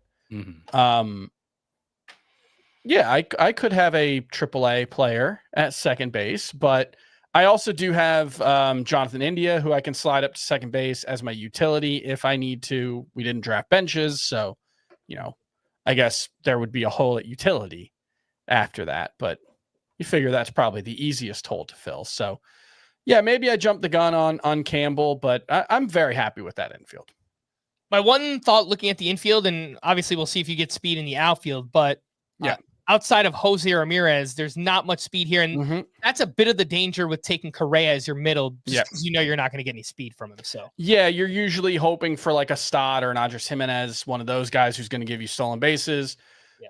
Part of that also does come down to if Christian Campbell's on the roster, I do think he can be a 20 steal guy. He sold 24 in 120 games last year. So Adames could be. He stole 20. Well, yeah, that's less likely, but he was last year. I'm assuming 10 for him, 10 for Toglia, but knowing that Toglia's pace was more like 15 last year, and Adames obviously stole 21. So, but I think part of me liking it is I'm just much higher on Michael Toglia than you guys are. Let's take a look at the outfield, and you've got Taylor Ward, Anthony Santander, Parker Meadows, Michael Harris, Jackson Churio, and Jonathan India. So Weaker outfield. you do have speed in the outfield, though. Yeah. I mean, you're hoping for 25, 30 plus from Churio, 20, 25 plus from Michael Harris. Taylor Ward will chip in like 6 to 8, nothing crazy. Meadows, if he gets back healthy, maybe he's 20 plus. So, no, I think your outfield is okay. I mean, the way that you were talking about it, I thought it was going to be worse. Speed was the real question that I had about this team as I was going through it. So that's what I wanted to get your guys' thoughts on.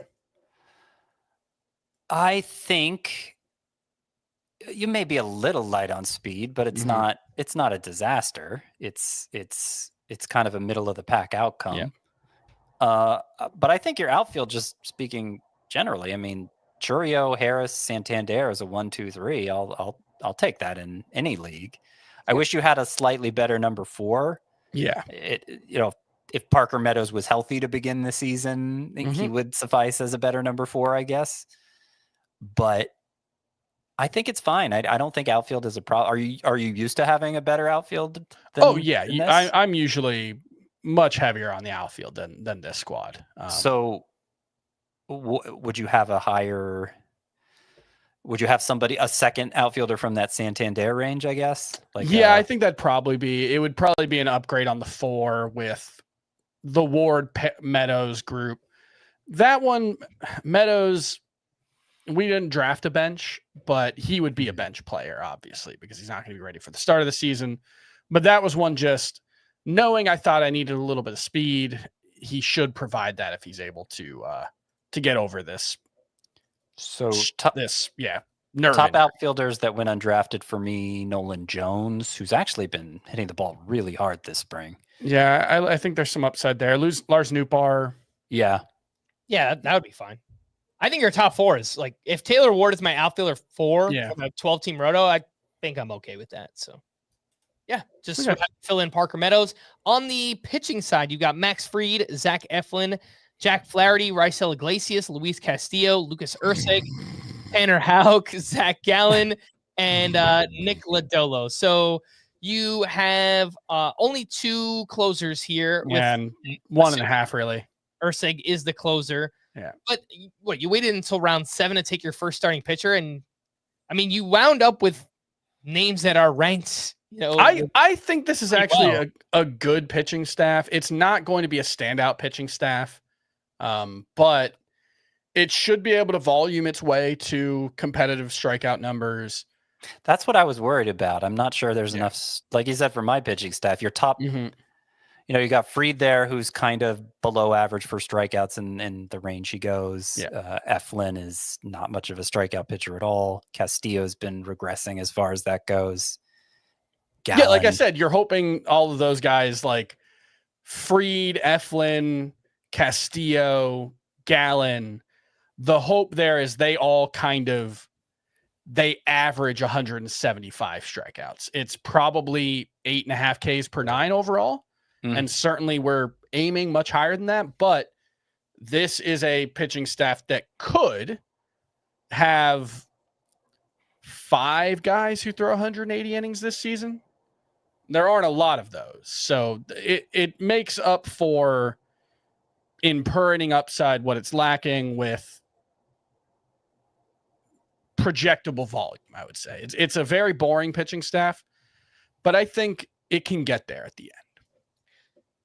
In hindsight, Chris, I took Carlos Estevez, I think, with my last round pick. I don't know how you feel about handcuffing relievers, but I thought maybe about instead of taking like a Tanner Houck, just handcuffing the Royals. What do you think about that as a strategy? Yeah, I thought Houck just fell too far. And so I was willing to just make him the pick. But yeah, I thought about grabbing Estevez there as well. There aren't really any other like Did the Diamondbacks guys get picked?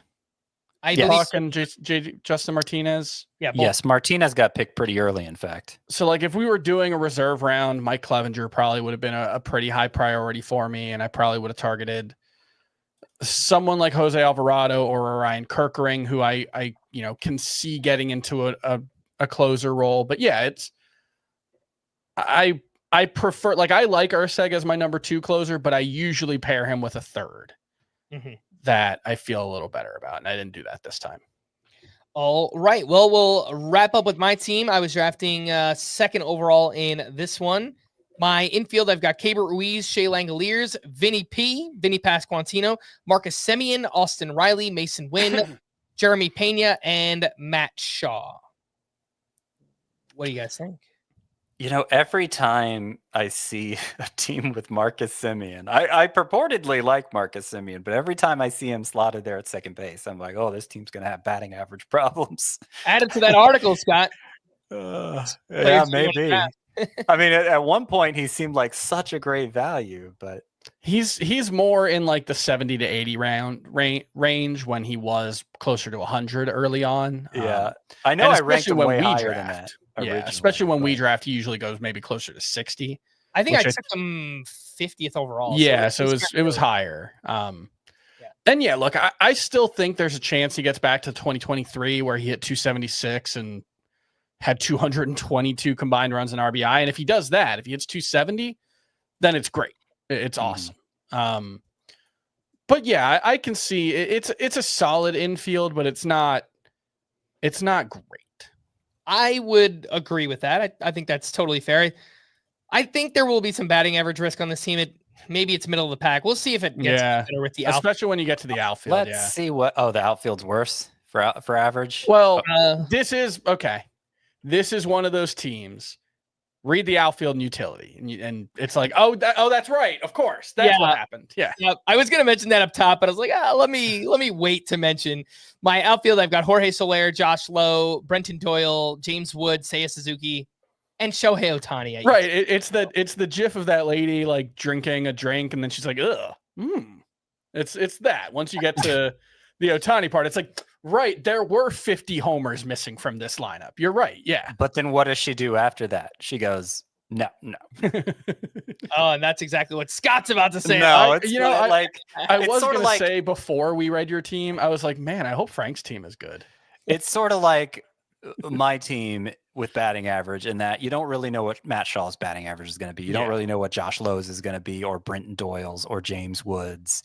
Like, there's such a wide range of outcomes for batting average specifically that it's hard to say if you have enough or not. But that, I don't know. Is there enough? Is there enough of everything here? I think batting average is my biggest concern. Power a little bit too. Soler Would you agree, Chris? I needed Soler in a big way to help with the power, so. Yeah, that's it's always tough when you need batting average and power because you just can't do both once the first few rounds are off the board. So yeah, that's tough. I think Soler was probably a good pick. I'd rather, all other things being equal, you would rather be weak in batting average than home runs. Historically speaking, home runs have a higher correlation with winning a Roto league than batting average does. And that makes perfect sense because a lot of batting average help is not going to help you very much in runs and RBI. You get a lot of empty singles that help your batting average, but don't help you there. Every single home run helps you in runs and RBI. So if you do have to sacrifice hitting categories, it should be batting average more than home runs. And this was a team where you'll find out in a second. I took Zach Wheeler in round 3. So, maybe taking a Freddie Freeman, who I passed on purpose to see how long he would last. But that would help the batting average, obviously, or a Matt Olson, which would have helped for the power, or maybe a Corey Seager, which helps with a little bit of both. So I will say I really like your pitching staff. Yeah. Well, let's look at that pitching staff. I've got Kenley Jansen, Zach Wheeler, Nathan Eovaldi, Sonny Gray, Carlos Rodon, Carlos Estevez, Pablo Lopez, Yohan Duran, and Brandon Pfaadt. So I got the ace with Wheeler, the SP2 with Lopez, the 3 is Gray, the 4 is Rodon, the 5 is Eovaldi, the 6 is Brandon Pfaadt, and then I've got 2 closers and a half, I guess you could say, with Duran, Kenley Jansen, and Carlos Estevez. Well, you have the fewest strikeout concerns of the 3 of us. You have the fewest save concerns of the 3 of us. You may have the fewest win concerns of the 3 of us. A lot of pitchers here, the ERA runs hot. Yeah. So that would, other than Wheeler. But that's also the toughest thing to predict. And Well, we having Wheeler as that 200 inning base, or what, 180 is the expectation. 200, yeah. Yeah, I was gonna say that's a little high. No, I think the expectation, like if Zach Wheeler doesn't get at least 190, I think it's a big disappointment. Yeah, but I hear what you're saying, Scott. There is a little ratio risk here with like Rodon could very easily have an ERA over 4. Yeah, will give a lot of strikeouts. Sonny Gray, the underlying stats were good last year, but the ERA was a little bit higher. Same thing with Pablo Lopez. So I could totally see that being a concern. I'm just gonna say, I hope none of us have the best team in this draft, because I don't think any of us really, who got all the good players. Yeah, I don't think any of us knocked it out of the park in this one. And look, we were talking about it as the draft was going on. As soon as we got to about 100, it felt like things just got weird, and it was difficult to navigate in the moment. And that's what happens when you get to this part of the preseason. And we said it many times during the draft, but it's always going to be true. It's just you get used to a rhythm of what a draft is supposed to look like. And we have, I don't know, what do you think, 25 drafts so far, dating back to January? Probably, yeah. And you get a feel for what that's supposed to look like, and then the last 8 days, 7 days, whatever it is, it just gets thrown out of the window, and it can be tough to react to. And I think, I don't want to speak for you guys, but I think all three of us, certainly myself, I had a bit of a hard time pivoting to the reality of the draft. Well, it's when you're trying to broadcast too, that makes it especially hard to kind of, flip over your mind while things are happening. So I feel I don't hate my team as much as it felt when it was happening, but I wouldn't say this is one of the favorite teams I've drafted by any stretch. I'm glad we're not playing this league out, I would say, for sure. Yeah. Yeah. And yeah, I just drafted a lot of players I don't normally draft in this one too, which kind of made it feel a little bit weird for me. Taking Zach Wheeler in round 3, it's just I really like the way the team turns out better when I start with maybe 4 or 5 hitters in a row and then just kind of pound pitching after that. And there were so many good pitchers that went in that, round 5 through 10 range. And that's basically what we've been talking about all off season. So I'm trying to find a team I really like. Mike, I don't know how to pronounce the name. I'm so bad with names. Mike Rippe. Yeah. His team looks good if you want to pull that up real quick. Yeah, I noticed a lot of good picks as he was going. A lot of picks that I was jealous of. Yeah. And he, Frank, you noted early on that he reached for Christian Walker. I think he took him 66th overall, but his team came together pretty well if you can overlook a lot of spring injury concerns, because there are, I believe, 6 red crosses on his roster. Sean Murphy, Christian Walker, Paul Goldschmidt, who left today's game with a back injury, but he said he expects to be fine. Mookie Betts with that illness, Jung Hoo Lee with his back injury, and Zach Neto, who's not going to be ready probably until and Buxton, who's never healthy. Yeah. Scott, I thought you said this team was good, Scott. You don't like it, huh? No. Okay. I like the pitching not to be staff. harsh, but we were harsh on our own teams. Paul Skeens, Cole Reagans, Christopher Sanchez, Shane McClanahan, Jesus Luzardo, Bowden Francis, and then his relievers are Jeff Hoffman, Edwin Diaz, and Felix Bautista. I think that's a really, really strong pitching staff. No, the pitching is awesome. Yeah. But there was a lot of risk with the hitters, I thought. Yeah. At least based on the injuries and things like that. But Scott, I'm sure you'll have an article up on the site, right? If people want to check out all the results. Yeah, absolutely. That's right, why we do this. Go find the team you like and let us know who knocked it out of the park with this draft. We are going to wrap there for Scott and Chris. I am Frank. Thanks as always for tuning in to Fantasy Baseball today. Please make sure to follow and leave a 5-star rating on Apple or Spotify, and we will be back again tomorrow. Bye-bye.